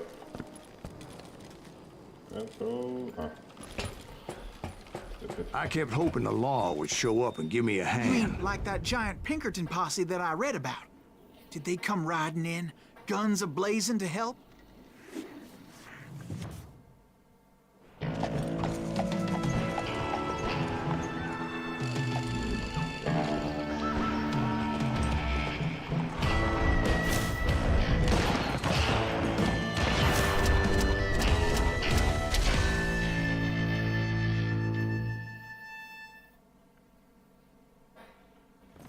Help?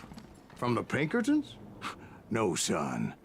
I had to fight the wild bunch all by my lonesome, as usual. Who the hell is that?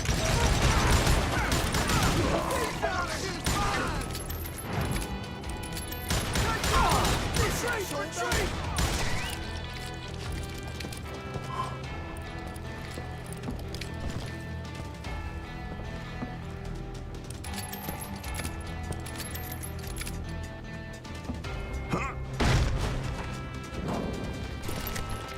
He's killing everybody!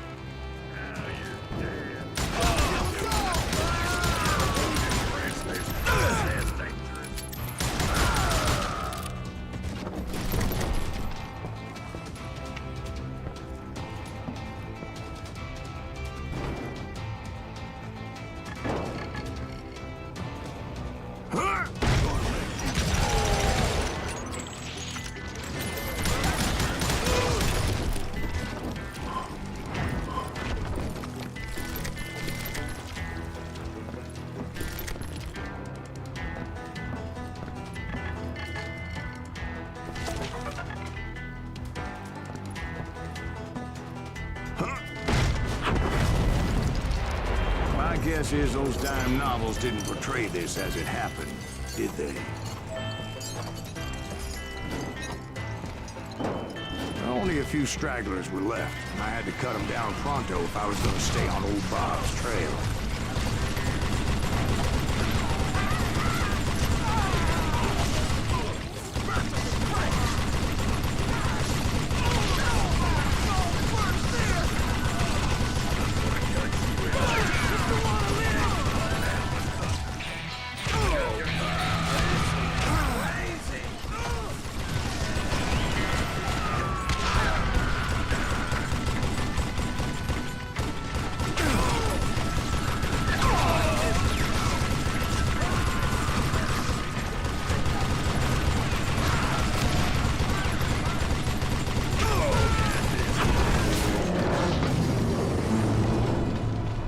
Once I silenced all those guns, I went searching for my nemesis, determined to finally have my justice. But the only survivor who welcomed me was George Flat-Nose Curry. Who was he?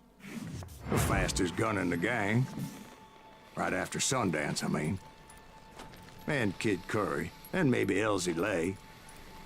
Though some folks might dispute that.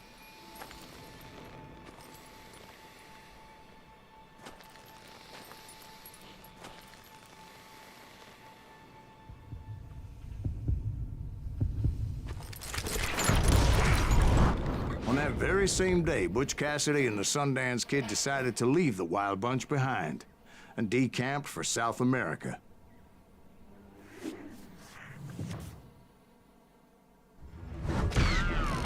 They ended up living down there for many years, but I'm sure you already know all about that.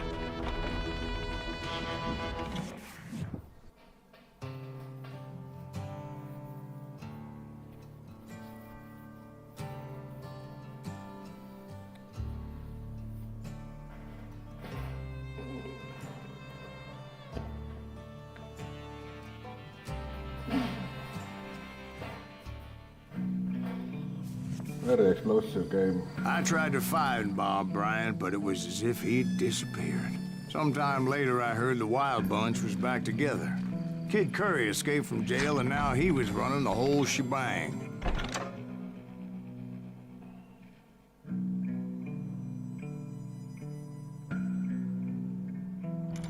So I took to their trail, as I was still in pursuit of my brother's killer and hoped that he was back with him.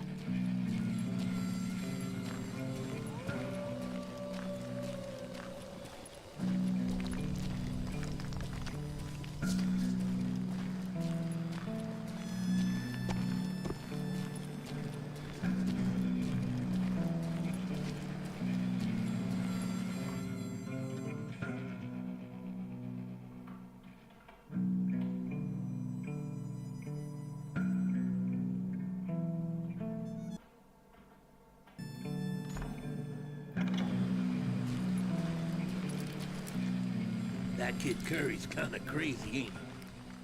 Don't let him hear you saying that. Anyways, I tracked those boys to a camp right outside Parachute, Colorado. Something's coming. What the hell's that? If we don't kill him, he'll kill us.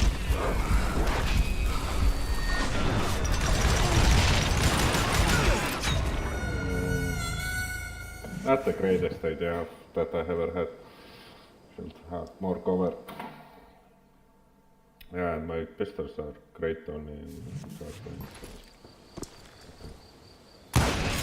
Who's shooting? We're under fire! Being outnumbered, I didn't bother with a warning shot. I just started taking those bastards down.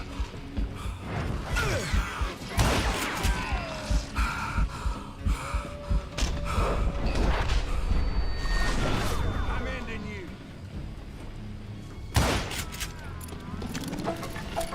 Old Bob wasn't among them, and neither was Kid Curry. I could sense him close by, however, plotting something nasty. I just needed a clue as to their whereabouts.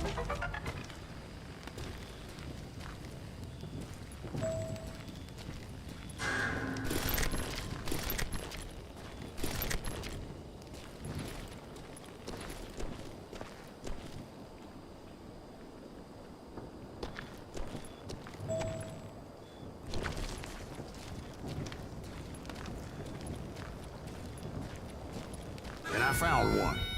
A map with their bold plan clearly marked. This time they were fixing to blow up a train trestle. Property of the Union Pacific.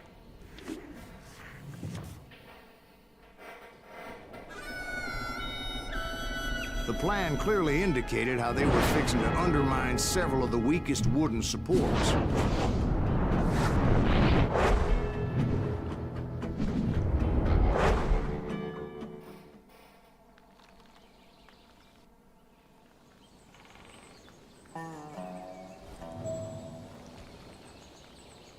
Kid Curry was considered the wildest of the wild bunch. It was said that he fathered 85 bastard children, though some say it was only 5.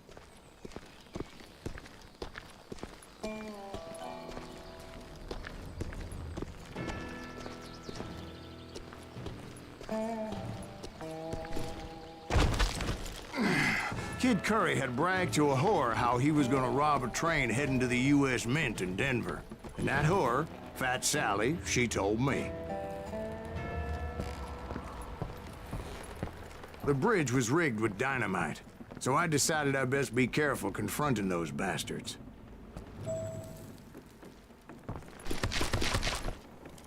And I made it a point to remove any dynamite that I came across. A moment later, I saw a ladder that somehow had escaped my attention. Blow us up now. Don't worry, I know what I'm doing.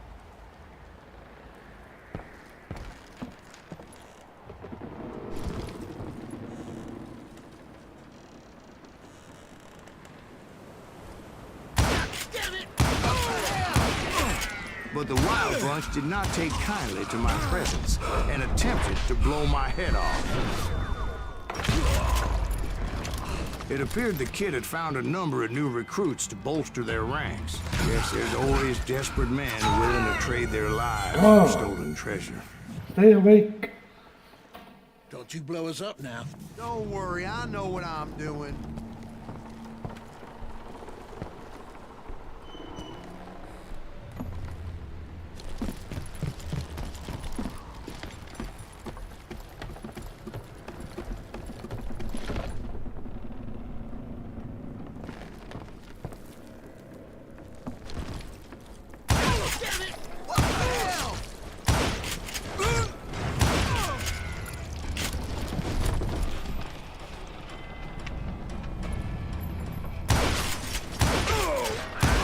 Come on, can you hit anything?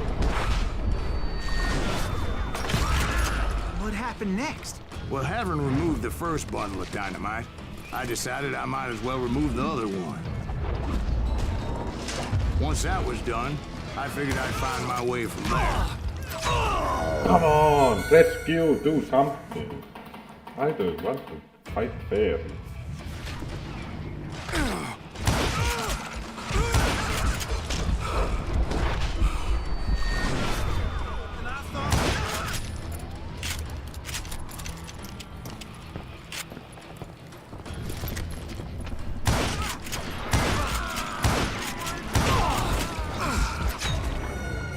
Unbelievable. How they shooting so everything right to my head.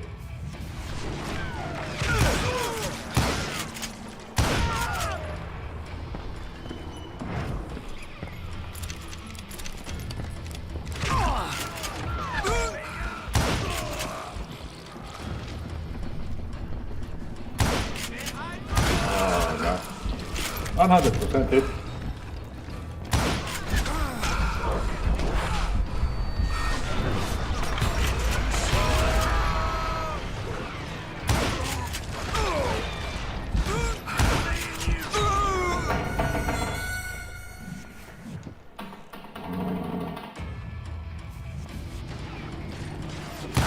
So that's the hate will get you.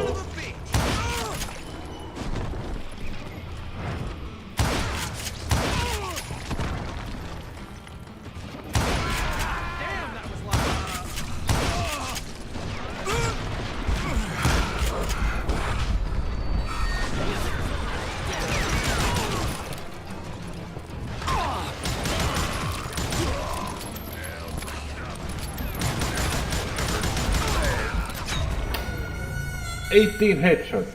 Nothing happened with this guy.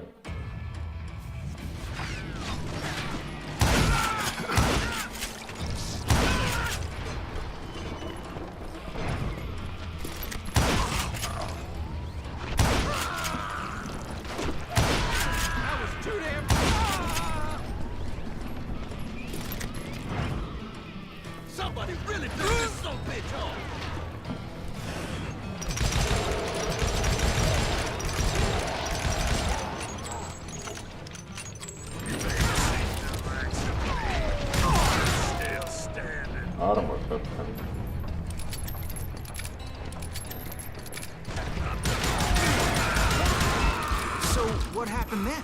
Had to remove more of that damn dynamite.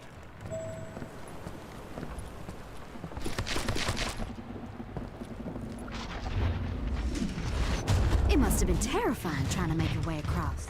I was sweating it a bit, but then I noticed a footbridge tied up on high, so I shot the rope.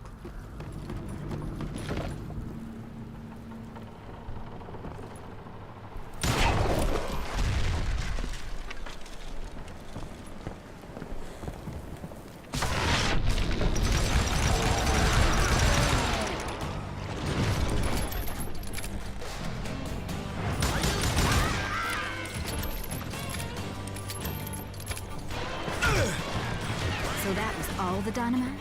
Well, funny you should mention that, darling.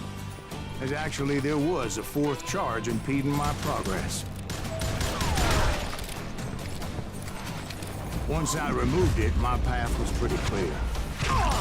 Dead. So are you.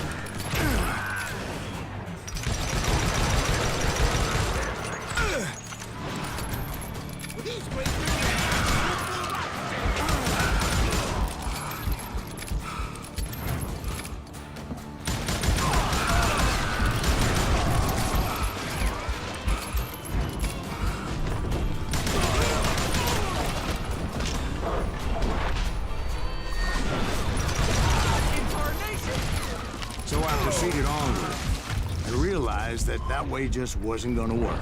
I needed an alternate path forward.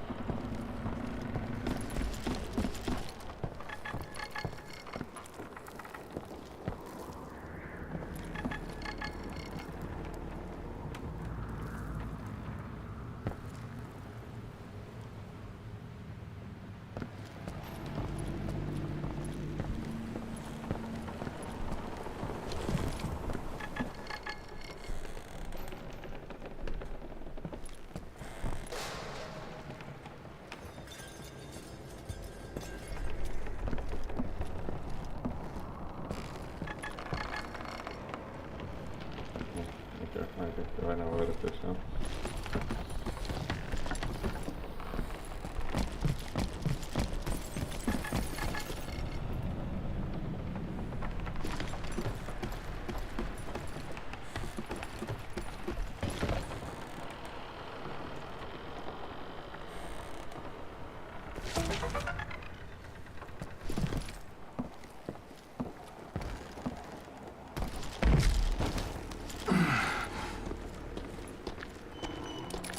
Luckily, I found a cave, and as I made my way back to the bridge, I saw something that concerned me. There was a long burning fuse, and it was moving fast as hell. I had to catch it.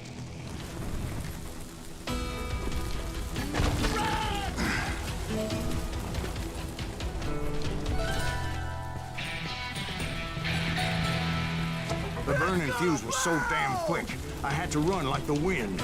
I almost had it, but no. Thought I was gonna have a coronary when I lost sight of those sparks. My heart was pounding like a sledgehammer. I knew that failure meant boom. Then, finally, at the last moment. Whew. Of course, I was successful, or clearly I wouldn't be talking to you folks here today. Naturally, I removed the last dynamite charge.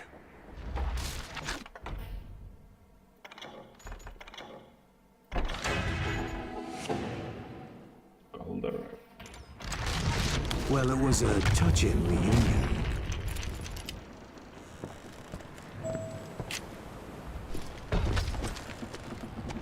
But by this time, I was thoroughly exhausted and dragging my ass, as I was not a young man anymore.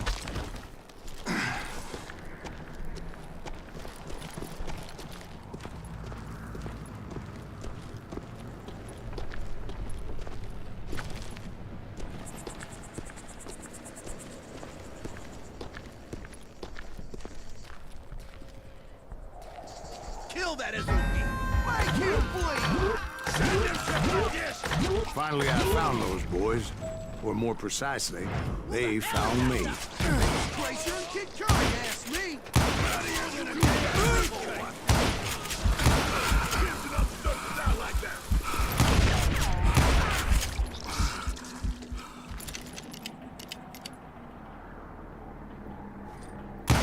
Cut him down!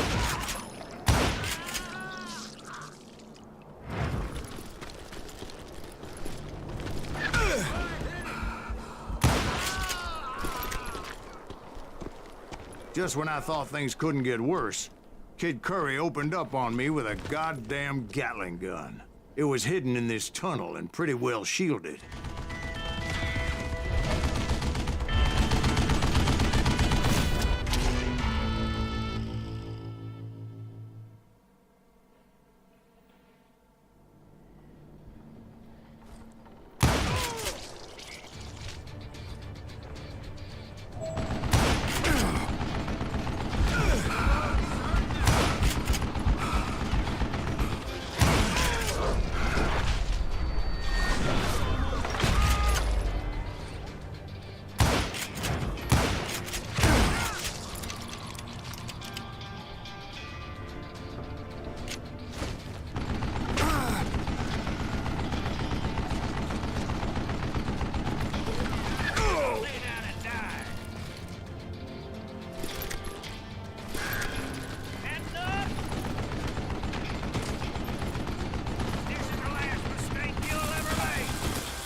Luckily, I had located some dynamite. I still, however, had my work cut out for me. Damn! You can't beat me!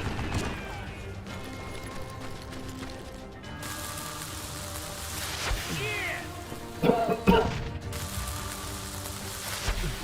Are you kidding me? Damn it, I need some help here! Come on, boys! Take this something here!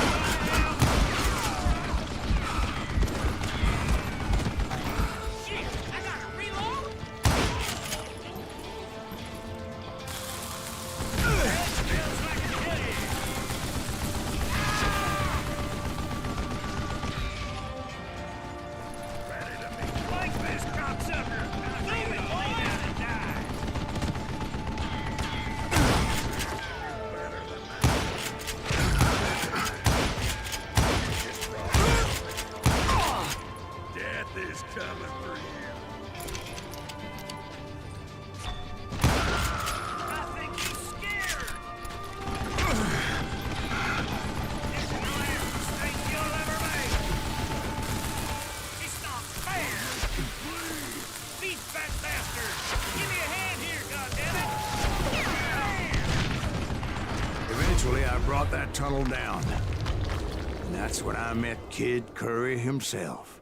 He had decided to stop pussyfooting around and deal with me personally. This is gonna hurt!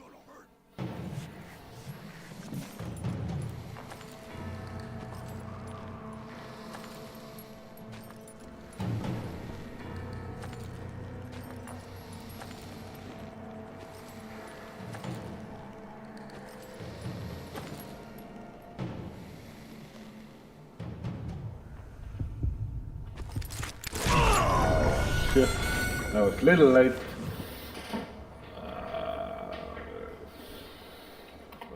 Too late.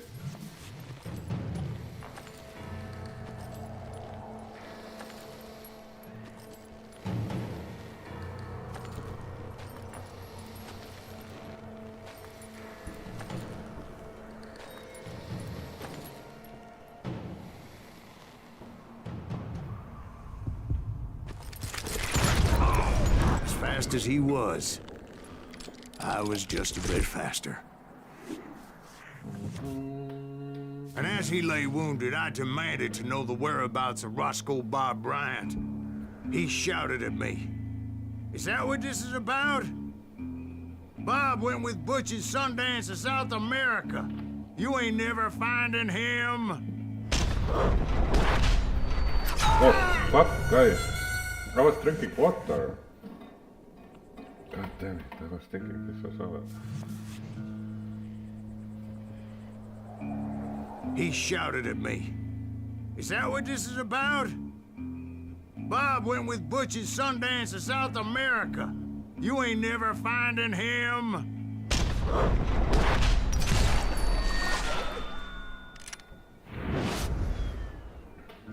Those were his last words. Guess I will go South America then.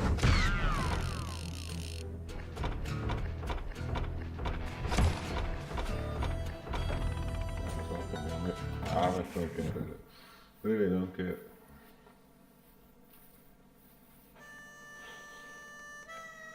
So, Bob Bryant got away? I knew I'd never find him in South America. What about the other killer? Yeah, you kinda glossed over that one. Well, I found Jim not long after my showdown with Ringo. At the time, he was riding with the James Younger gang. Did I neglect to mention that?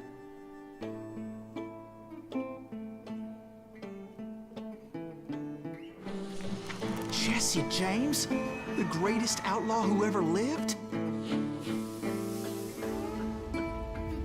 Jesse and his kin rode with Quantrill when he raided Lawrence, Kansas, and killed near 200 people, boy.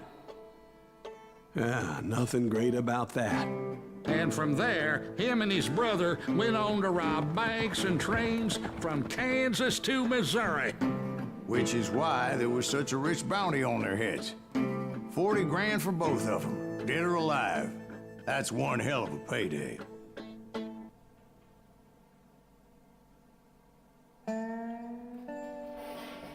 Another train mission. I see a pattern here.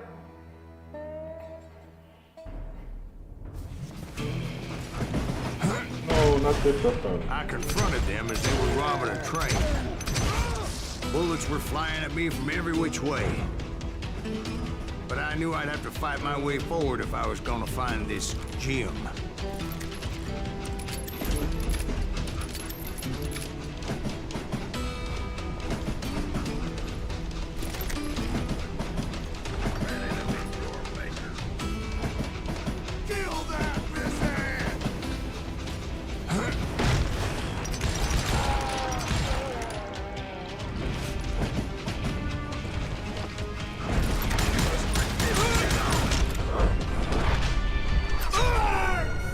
Don't jump into shotgun fire. Jesus. Sometimes I'm just too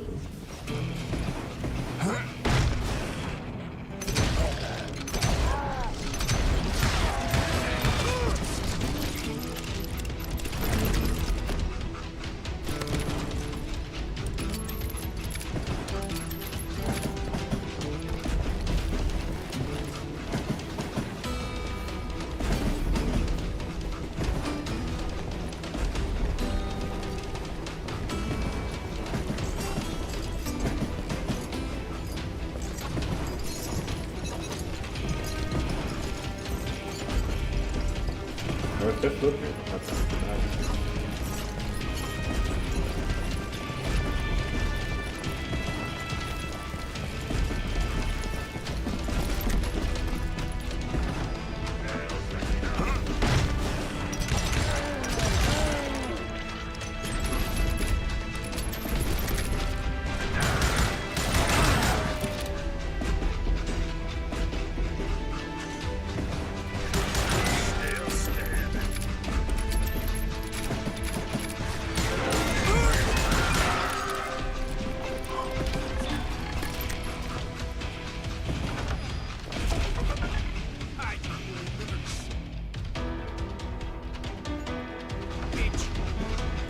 Shoot that stupid son of a bitch!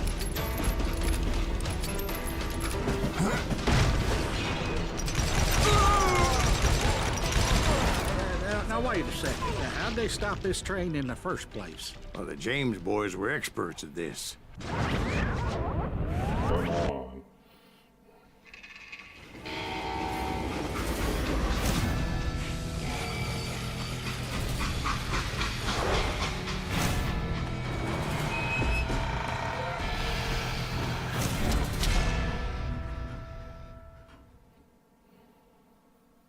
They hopped a freight train, having heard, There was a big payroll in the express safe, so I hopped the same train.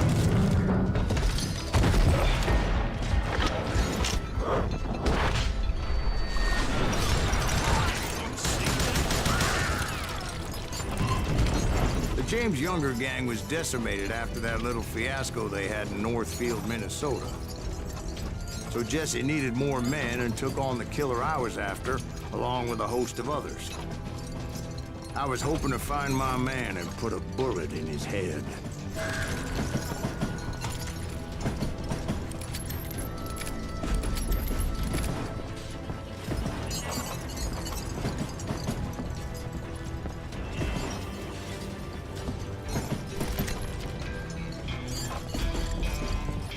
Climbing around that train, I must have swallowed 100 damn bugs before I reached that... The James Younger gang pulled the first train robbery west of the Mississippi. Sounds like you hold them in high regard. Everyone knows they were the most famous outlaw gang ever. And you took them all on by your lonesome. Again. I'm finding this all a little hard to swallow, friend. Well, maybe you need to wash it down with some whiskey. By the way, did I mention that that train was flying down those tracks like a bat out of hell? You murderous bastard!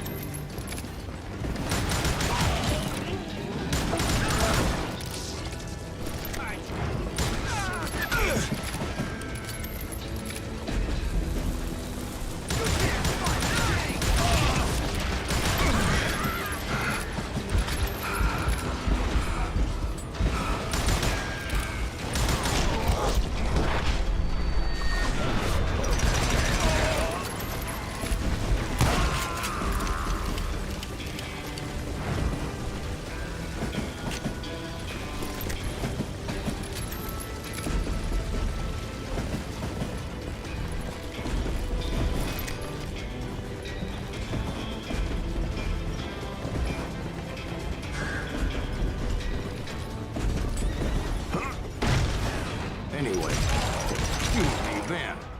Where would I find the gentleman's facilities? Suddenly I have an urgent need to drain my one-eyed snake.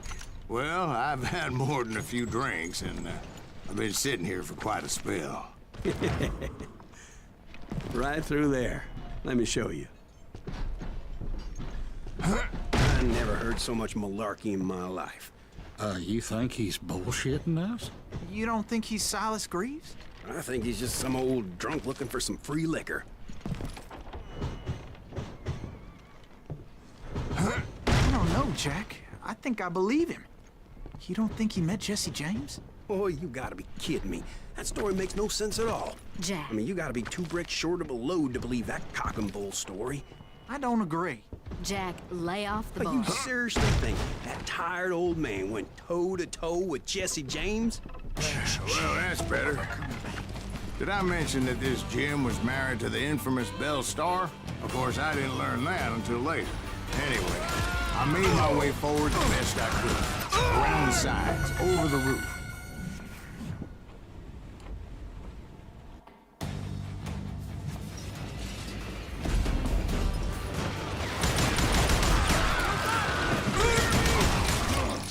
At some point, some sumbitch saw me and shouted out, "It's the damn Pinkertons!"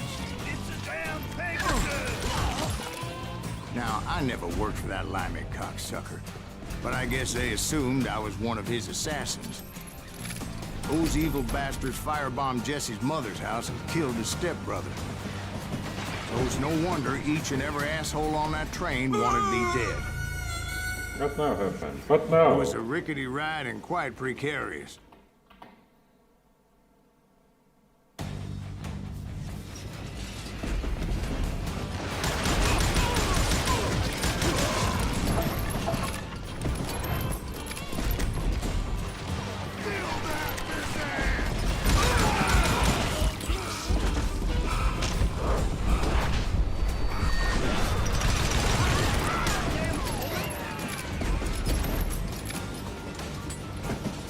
Shoot that stupid son of a bitch!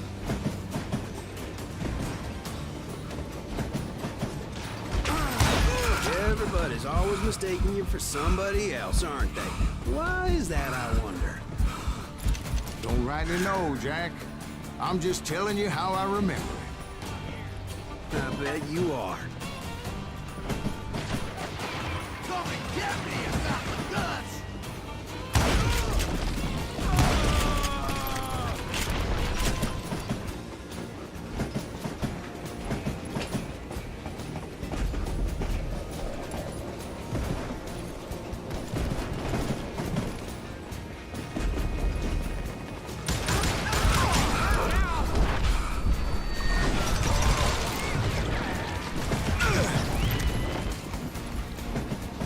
You don't want to mess with us!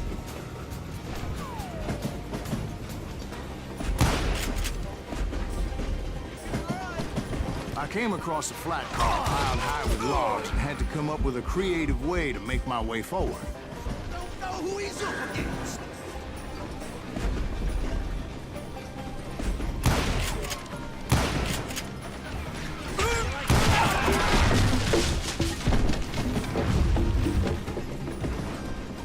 I wondered if I was ever gonna find the front of that train. Or the bastard I was after. Jesse hired a damn army after Northfield. Guess he didn't want to be outgunned like that ever again. Right about then, I was attacked by some asshole on a Gatling gun. Yeah, seems like you run into a lot of them. Asshole? Gatling guns.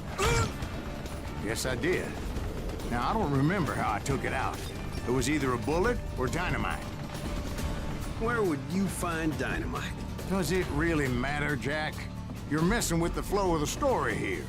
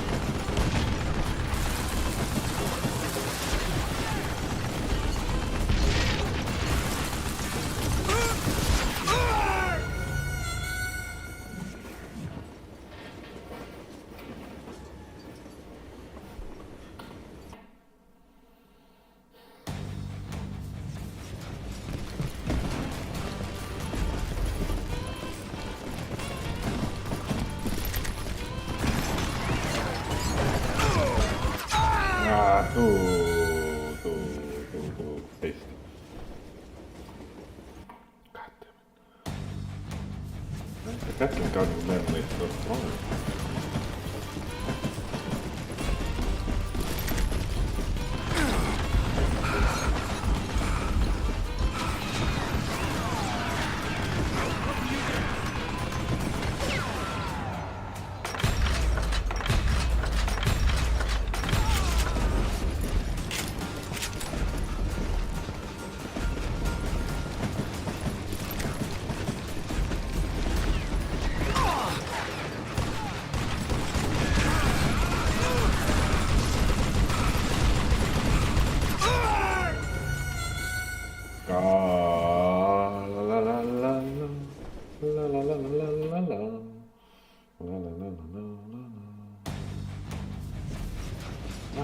Don't let do everything.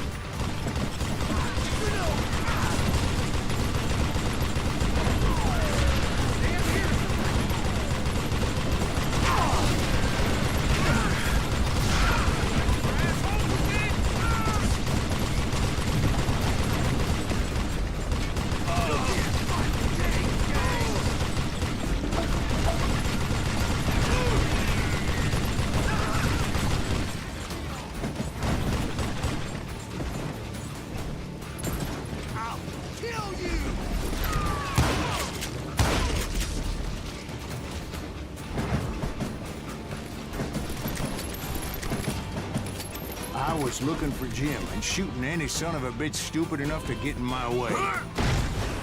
And that included Jesse James himself.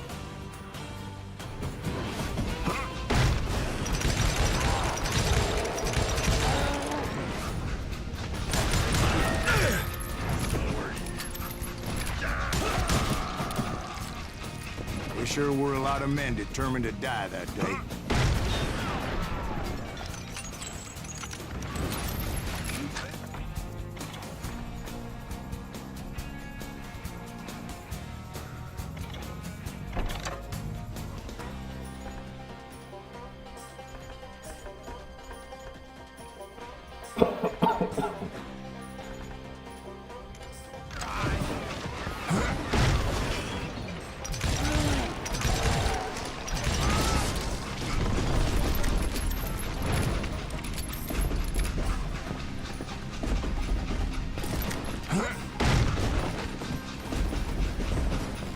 It was then that Jesse detached the express car from the rest of the damn train.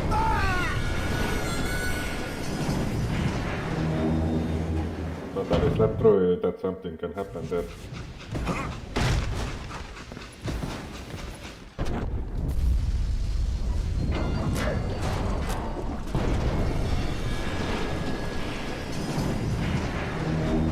I could see Jesse waiting for me, fixing to kill me so he could get away with all that money.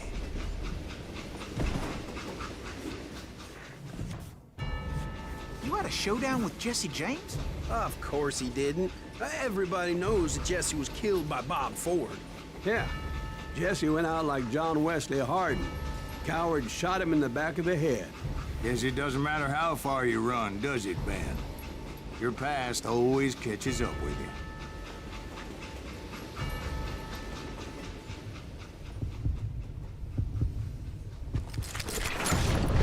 Yeah, I didn't kill Jesse James. Just wounded him bad enough to convince him to hang up his guns. What about that Jim fella? What happened to him? I figure he was up front with a gun to the engineer's head. That bastard slipped away again. I'll tell you how I got him. But first I need to wet my whistle.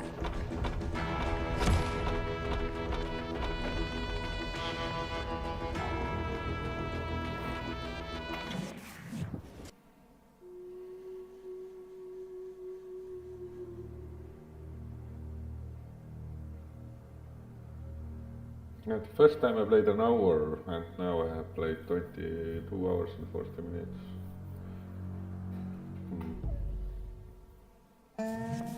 After my showdown with Jesse, I continued to track his brother, Frank, and that son of a bitch, Jim.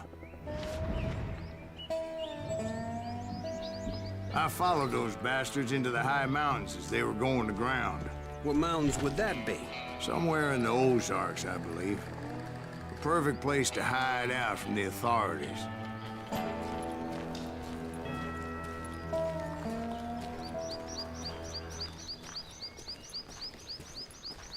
In fact, before I could find them, some Indians who fled the Reds and were hiding out from the military found me first.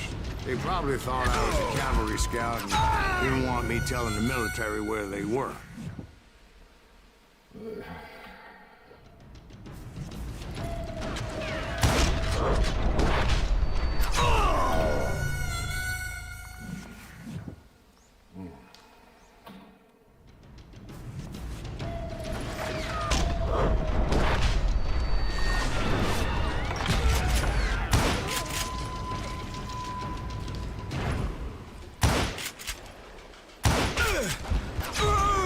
Why you cannot shoot? What is wrong with you? Just headshots only.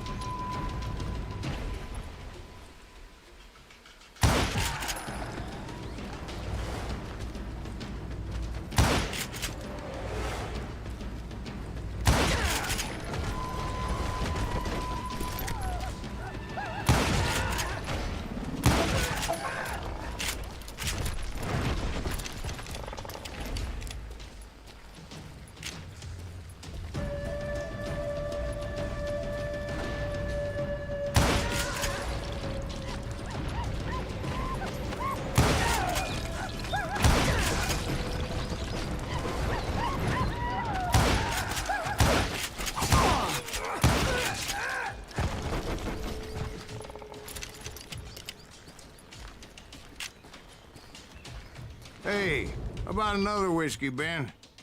Nothing better to soothe the troubled soul. Something is wrong with this Ben character. Maybe Ben is one of the... That would be interesting. The last one that he's searching for. Now, where was I? Indians, right. I had more than my share of run-ins with the red man. Like that time... Did I tell you about Grey Wolf? Yes, sir.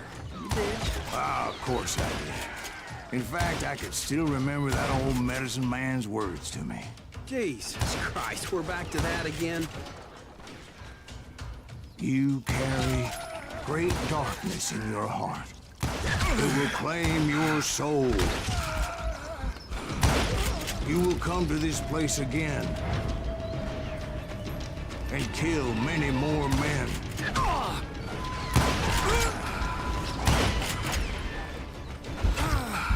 Where?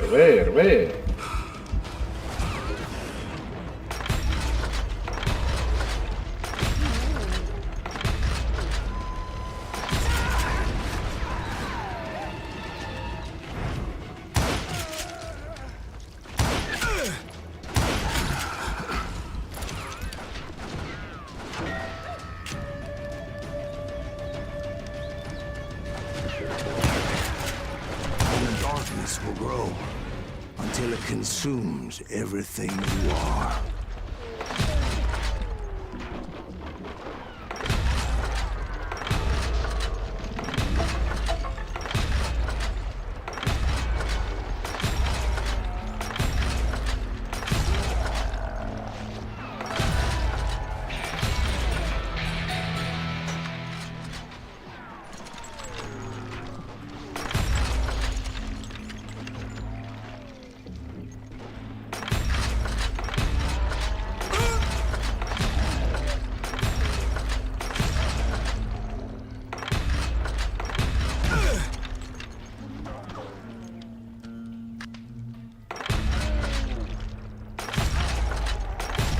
So, did you ever find him?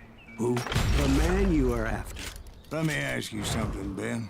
You ever think about death? Mr. Greaves, are you all right? Ooh, death.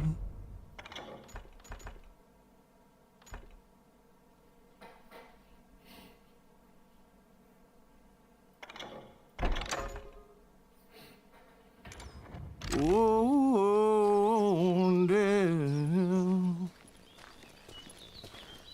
won't you spare me over till another year? What is this that I can't see with ice cold hands taking hold of me? Well, I am death, none can excel. I'll open the door to heaven or hell. Oh, death, someone would pray. Could you wait to call me another day? No wealth, no land, no silver, no gold. Nothing satisfies me but your soul. Oh, death, won't you spare me over till another year? So, are you gonna answer the question? What question is that? Jim Reed. Did you ever find him? Reed was indeed that son bitch's surname. That's right, Ben. A despicable character. I remember him laughing like a hyena that cold morning they lynched me and my brothers. He was intent on avoiding my vengeance, but nothing was gonna stop me. Nothing.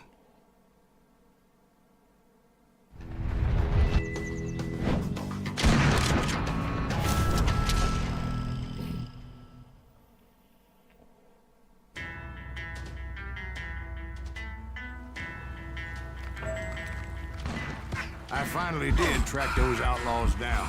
They had long rifles with scopes and were well positioned to pick off any poor soul who came anywhere close.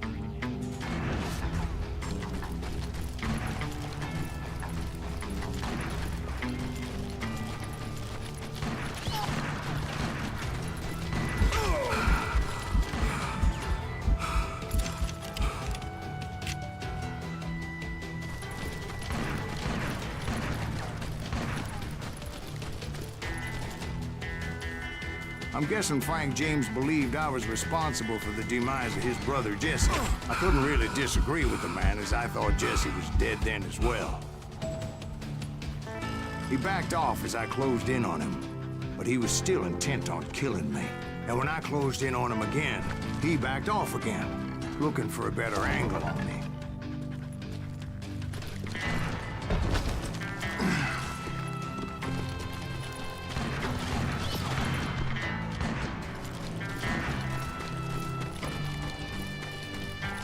Well, I can't fault Frank for wanting his revenge, as I was there for the same damn reason myself. At this point, I'm guessing you think Silas Greaves is a worse murderer than Jim Reed ever was.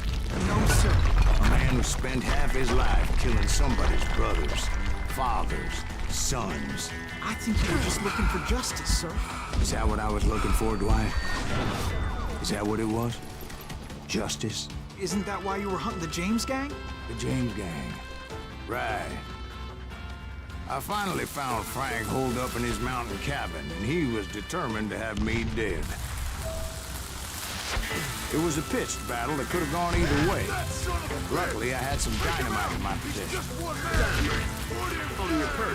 A few sticks, just in case. It's always good to be prepared. Right. I'm just laying out the facts as I remember them, Jack.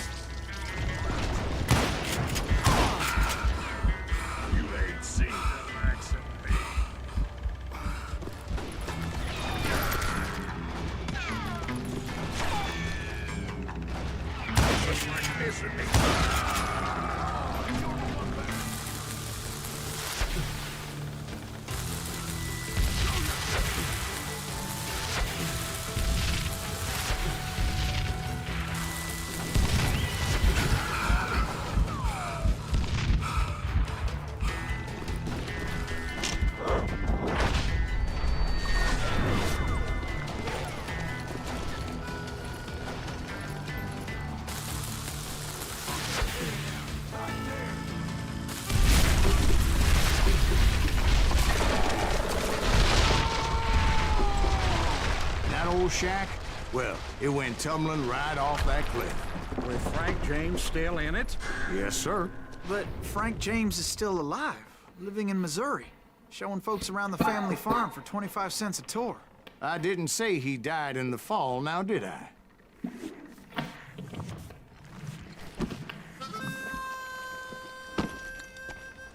I'm done with this damnable outlaw life.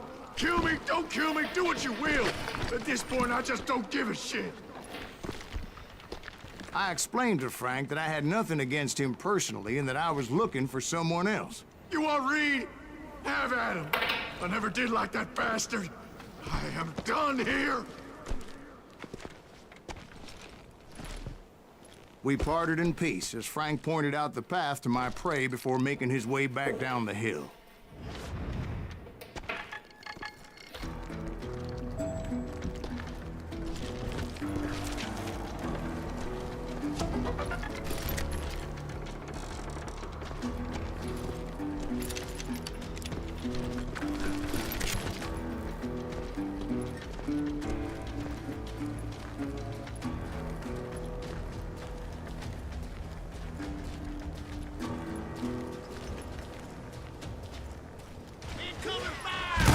What happened with Reed? Well, I finally found the last of the gang hiding in a nearby cave. First, I had to dispatch the lookouts. But I was determined not to let that murderer escape my revenge again. Come on, Michael, don't die!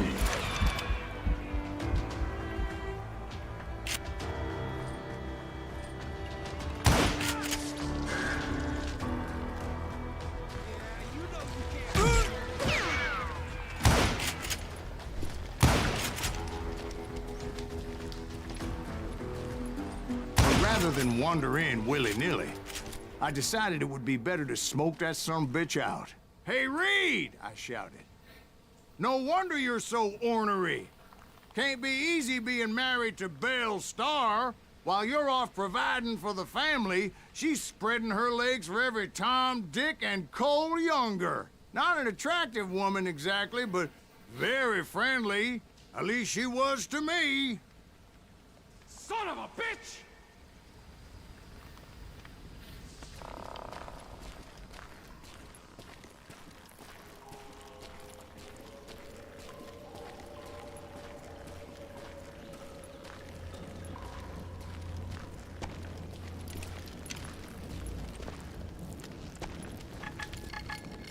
It was then that the last bunch of bandits jumped out of hiding. Why won't this asshole give up?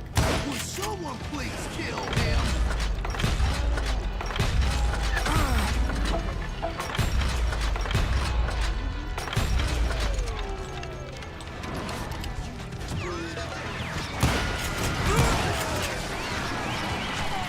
I don't think he knows who we are.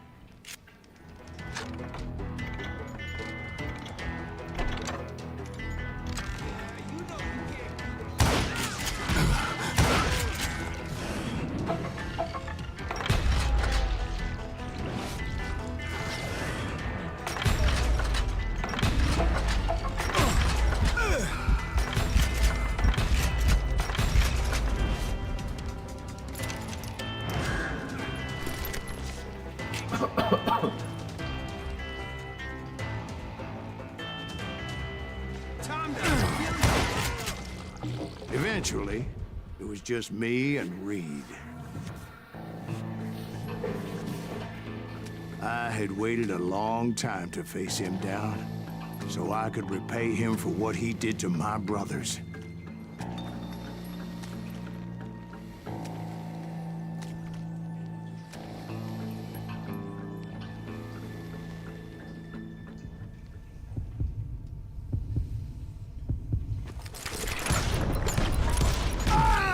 I missed.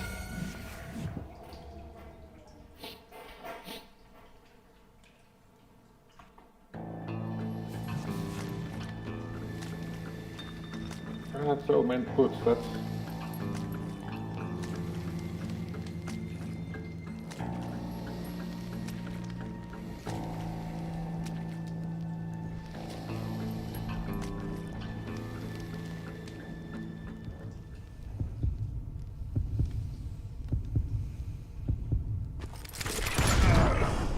And repay him I did.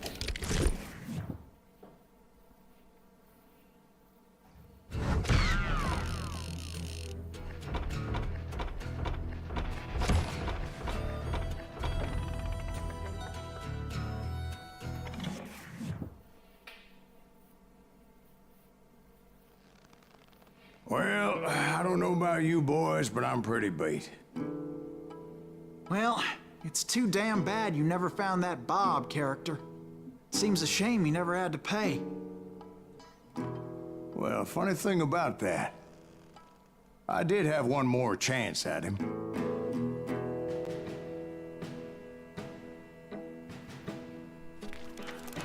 Six months ago, I heard that Butch and Sundance were back in the States and had gathered up some of their old gang. I tracked them down, hoping that Roscoe Bob Bryant had returned with them.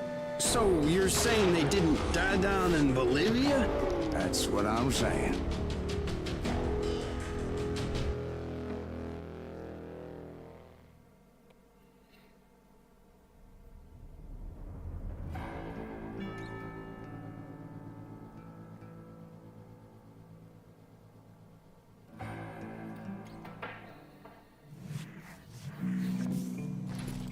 40 years I had waited to get my hands on the last of my brother's killers.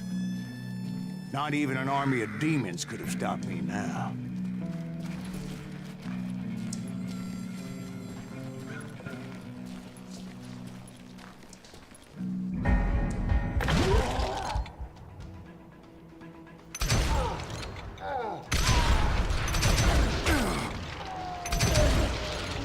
Both Johnny Ringo and Jim Reed fell fairly quickly.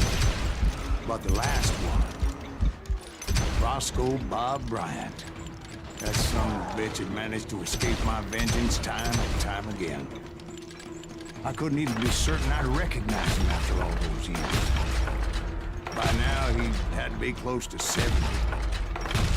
For all you know, he could have been dead. That thought had indeed crossed my mind, as did others. For instance, did my thirst for vengeance turn me into something worse than the man I was after? By this point in my storied career, I had killed more men than Bob Bryant ever had. I was furious as hell at that bastard for making me who I am. A man with no family, no friends, no purpose except shooting Bob Bryant dead.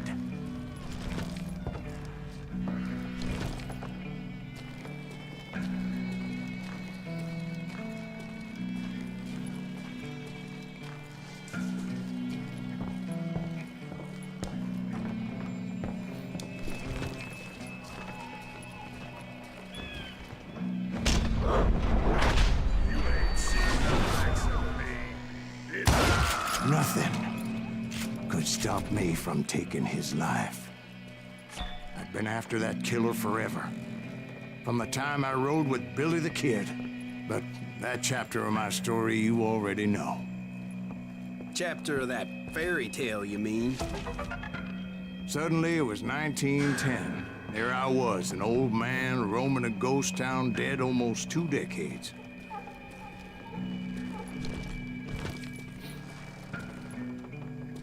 Where do I go? I don't understand.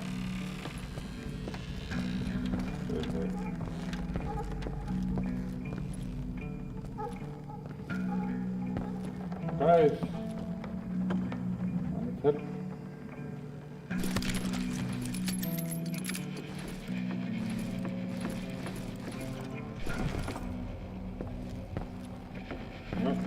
What the?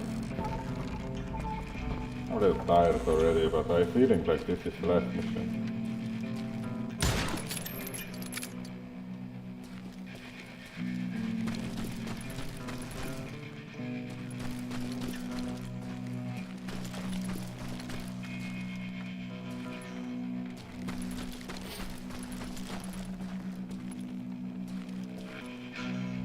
Yeah, I can go here. This is blocked. Open here.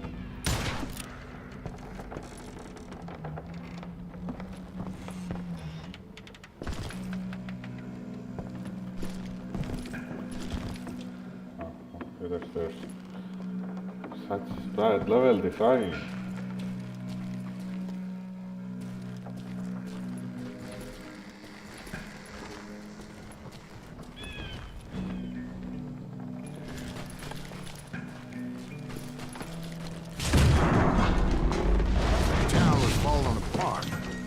Just like me.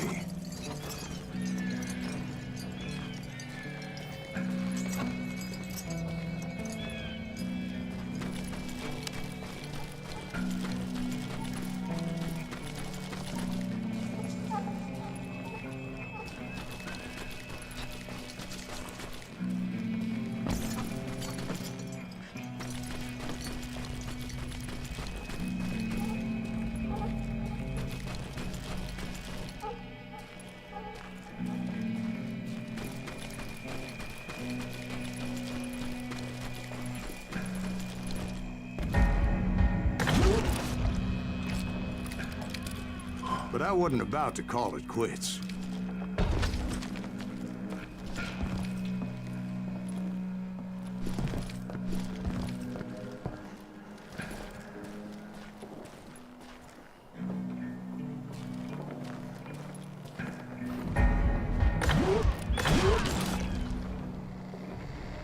Even though the ghosts of my dead brothers were begging me to end what I started so long ago. Mr. Graves, are you all right? Would you like some water? The Wild Bunch knew I was there. They were after a treasure they had hidden before they fled, buried in the grave of a dead amigo. Some folks think the town is haunted, so they figured there wouldn't be many people poking around.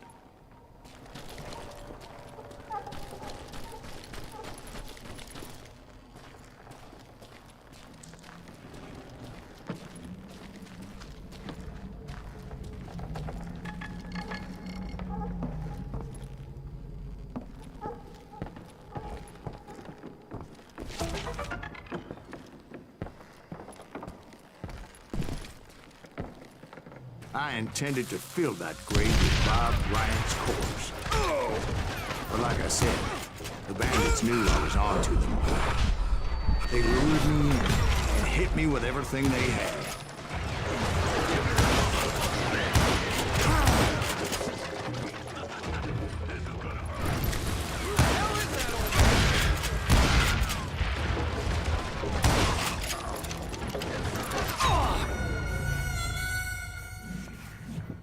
Unbelievable. Stupid. Get ready to die!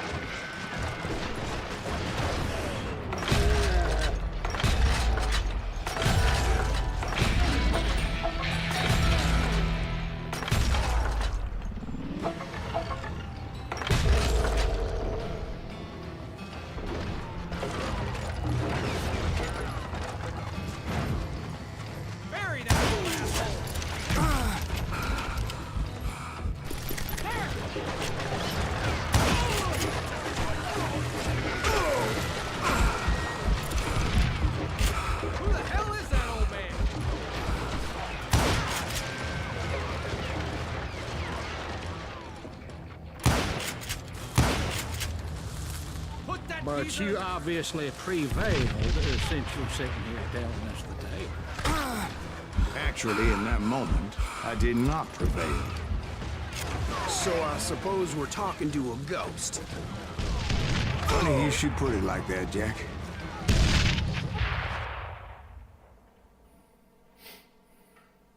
Because when I woke up... From the dead?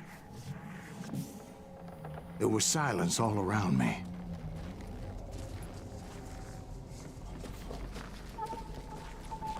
I could swear to God I saw Billy then.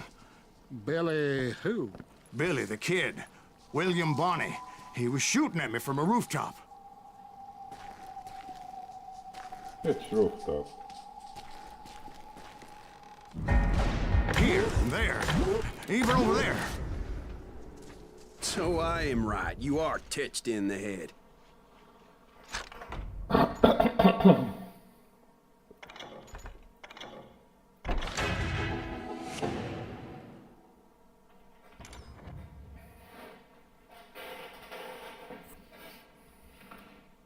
Mr. Greaves, perhaps we should switch you to coffee? You see that old Indian again, too? No, but I did see Billy's killer. Patrick Floyd Garrett. He came at me guns a-blazing. But I knew that old war horse had died 2 years before. I wondered if maybe I was dead too and confronting the ghosts of my past. Perhaps all my sins were coming back to haunt me and drag me down to perdition.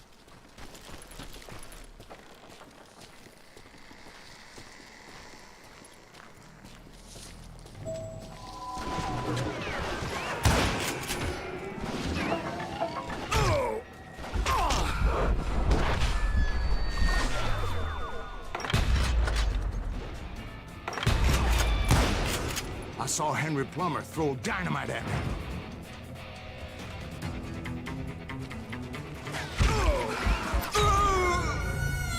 Now I cannot see anyone anymore. Now there are just ghosts. Come on, this game. I still cannot see anything.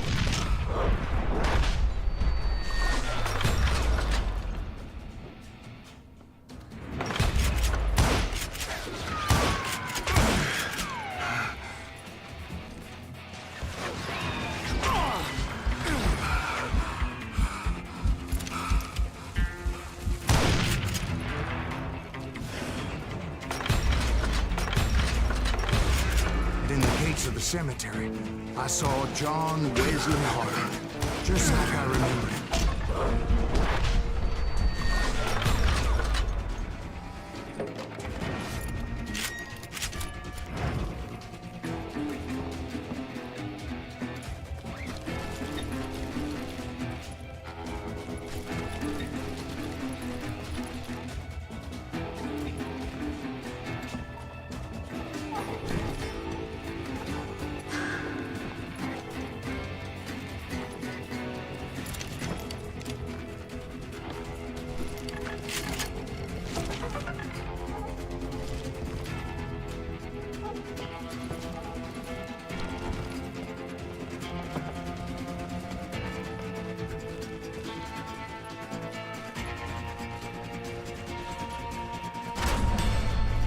Robert Ollinger appeared with his terrible double-barrel shotgun.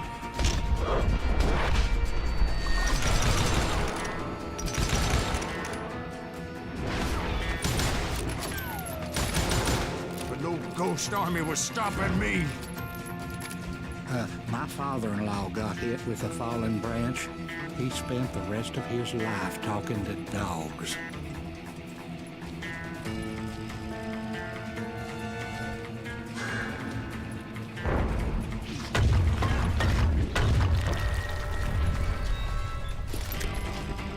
Newman Hayes Clanton, William Brocious, John Peters Ringo, they all wanted me dead.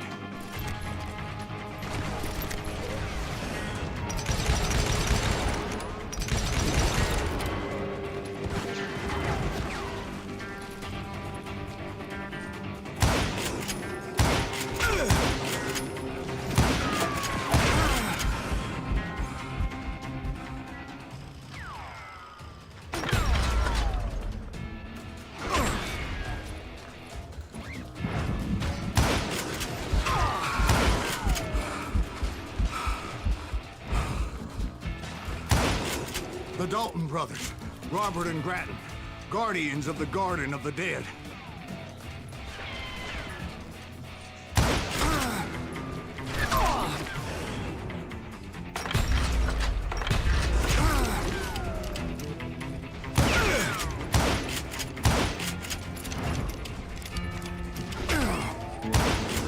George Curry and Harvey Logan, alias Kid Curry, both thirsty for vengeance from the great beyond.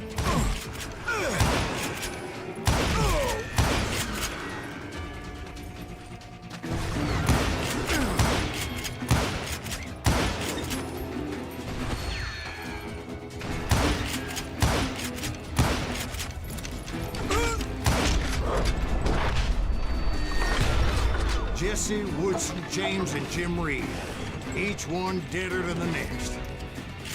I thought I would go crazy. What?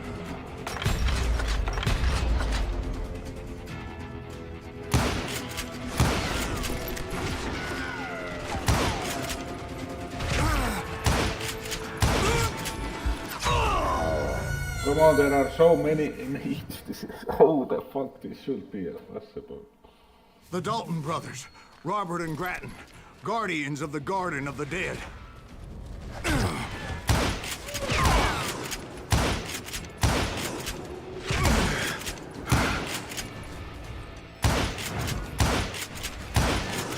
George Curry and Harvey Logan, alias Kid Curry, both thirsty for vengeance from the great beyond.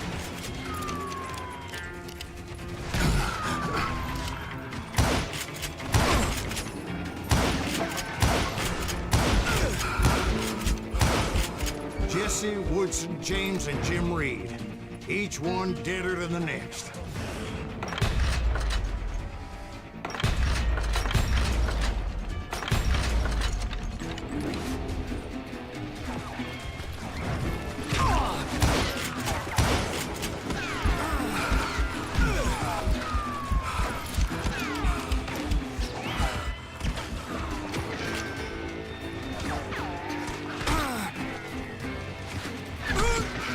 What the fuck?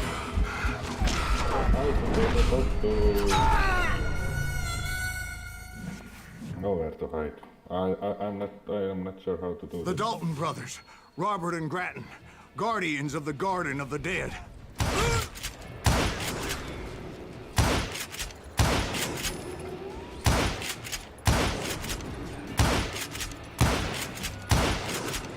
George Curry and Harvey Logan, alias Kid Curry, both thirsty for vengeance from the great beyond. Come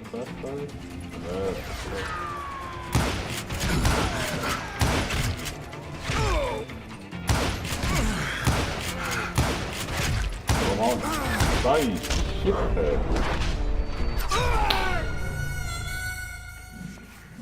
I don't die. The Dalton brothers, Robert and Grattan, guardians of the Garden of the Dead. I can barely see them.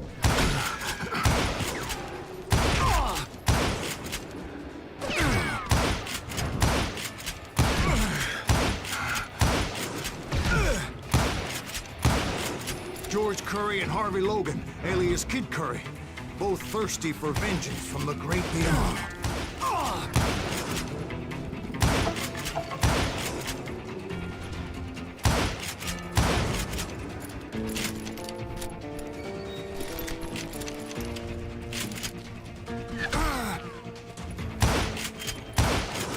Jesse, Woodson, James, and Jim Reed.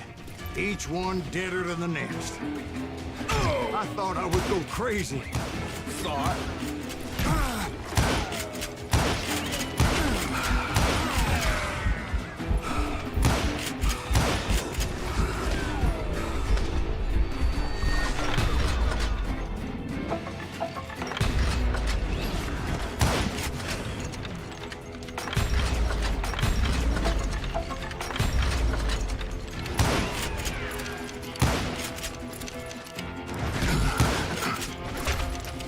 Come on, weapon. Cannot do anything. Just reloading. There is too many enemies. What the fuck should I to do? The Dalton brothers, Again. Robert and Grattan, guardians of the Garden of the Dead. Where are they?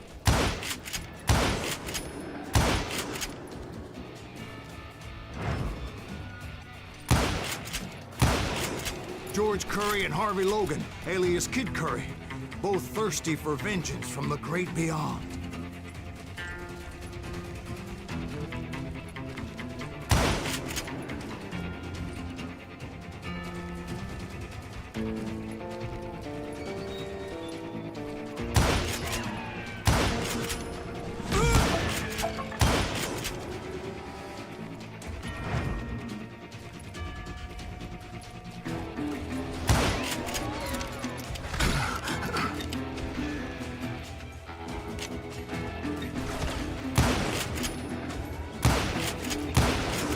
Jesse, Woodson, James, and Jim Reed. Each one deader than the next.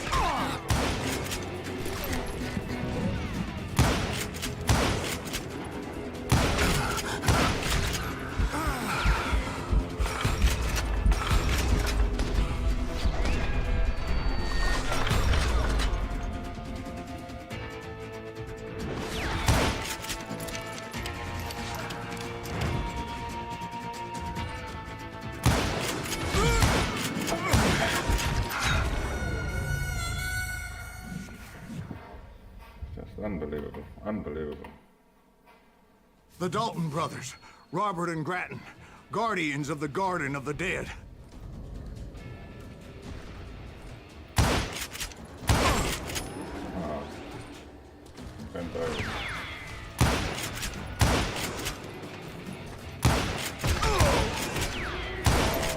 George Curry and Harvey Logan, alias Kid Curry, both thirsty for vengeance from the great beyond.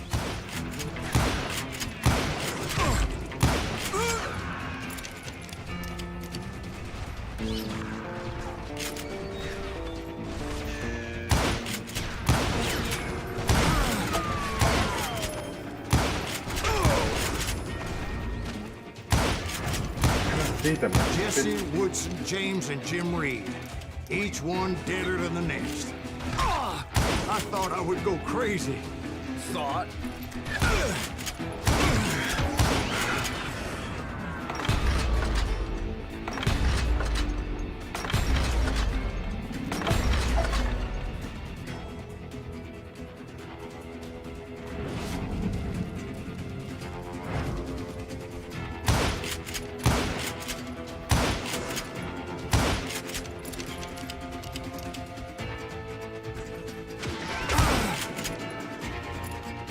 Finally, I saw Harry Alonzo Longabaugh. The Sundance Kid?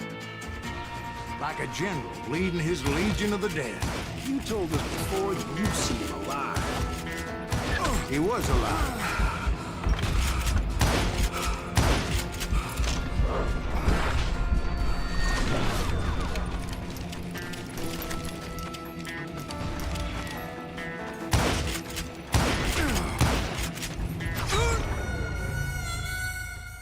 Come on, if I have to do it all again. Oh, come on, please.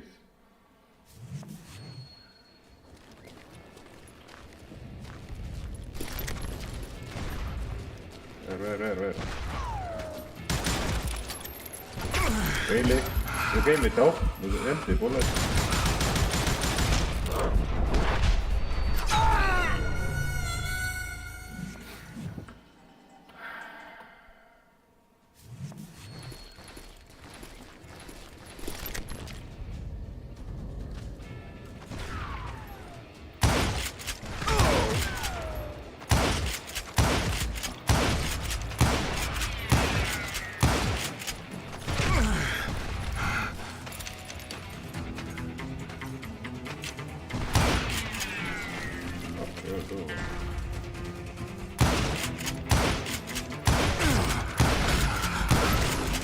Then I heard a voice call to me from afar. It was Robert Leroy Parker, a.k.a. Butch Cassidy, coming at me from out of the fog.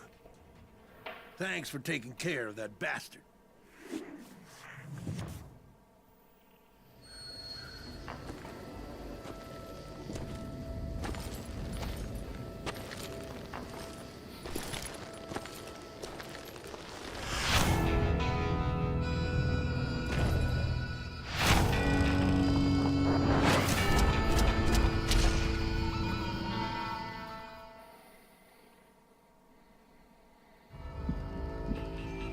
But the kid wasn't quite deceased. Not yet. Takes more than one little bullet to kill the likes of me, partner. Those two looked like they hadn't seen each other for quite a while. Clearly, they were no longer amigos. Shit. I was hoping I wouldn't have to kill you. You won't have to, Butch. I'm killing you first. I asked him about Bob Bryant, but they were too busy with their own heated conversation. Let me get this shit straight. You want my money and the love of my life? You frittered it all away, Butch. Eda's mine. So is that damn money. I didn't want to shoot anybody until I had an answer to my question, but those boys didn't give me much of a choice.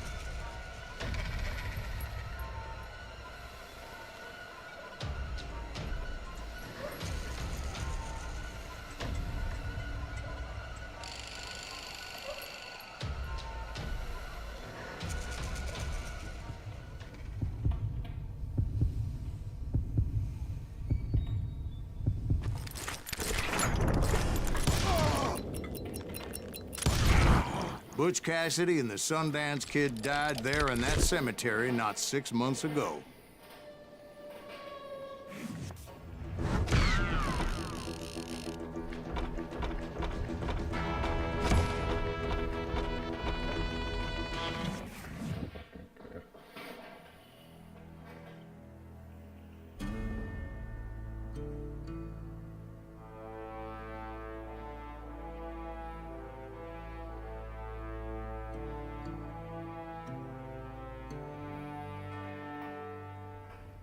Butch Cassidy and the Sundance Kid were killed by the Bolivian army. Everybody knows that. That's the legend, but it ain't the truth. So, you never found Bob? There is no Bob. This old sumbitch ain't even Silas Greaves. Sir, is that true? Have you been pulling our legs this whole time? Well, not the whole time. Oh man, I think you've worn out your welcome here. Maybe you're right, Jack. Maybe it's time to pay. You see, Ben, or should I say Bob, your past always catches up with you. I was a different man back then, crazy. Drinking, I've changed my ways, I swear to you. If I could turn back the clock, But you can't, Bob.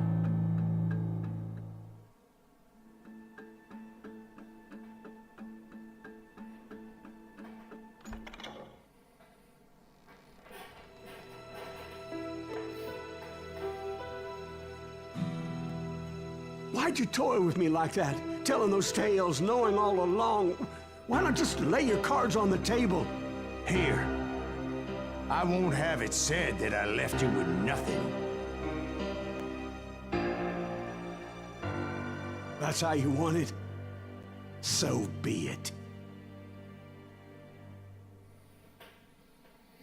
Holy shit! Right, Molly, move against that wall. Go!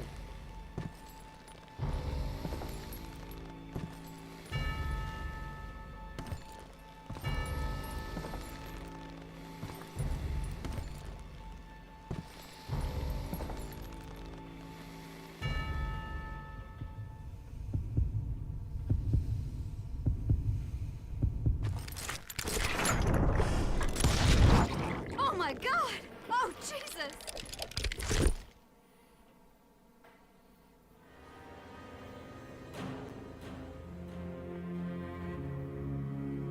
Did you know it was him all along?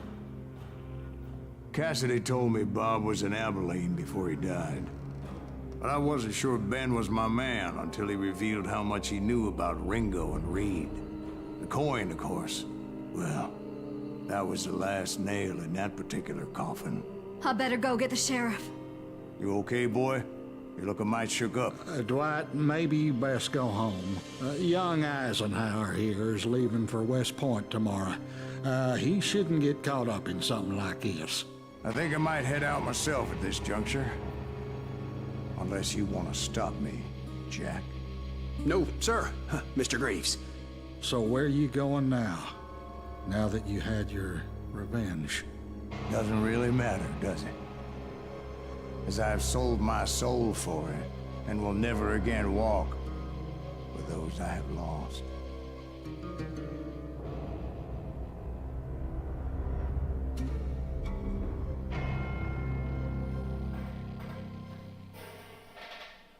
Ooh, dear.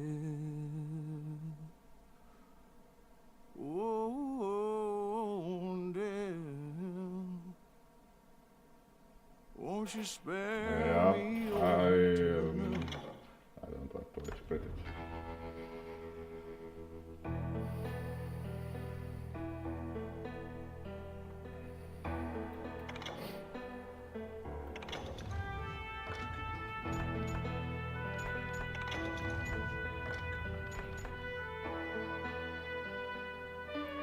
Yeah, no.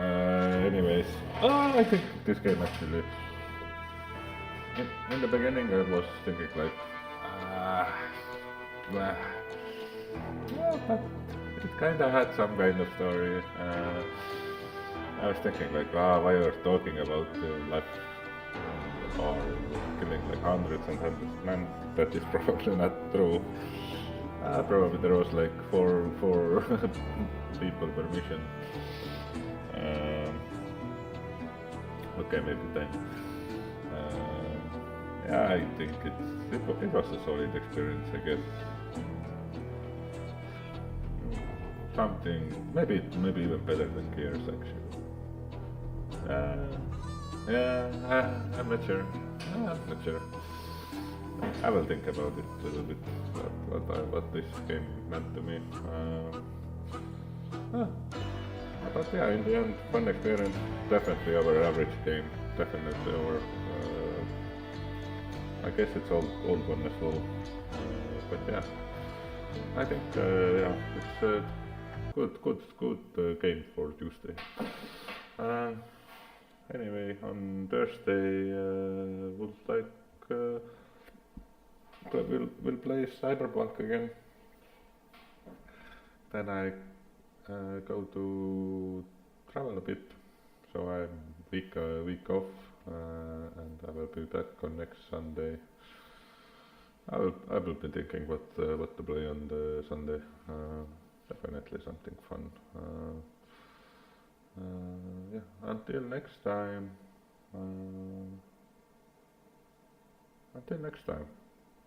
Have a nice day, evening, morning, whatever you're currently having. Bye.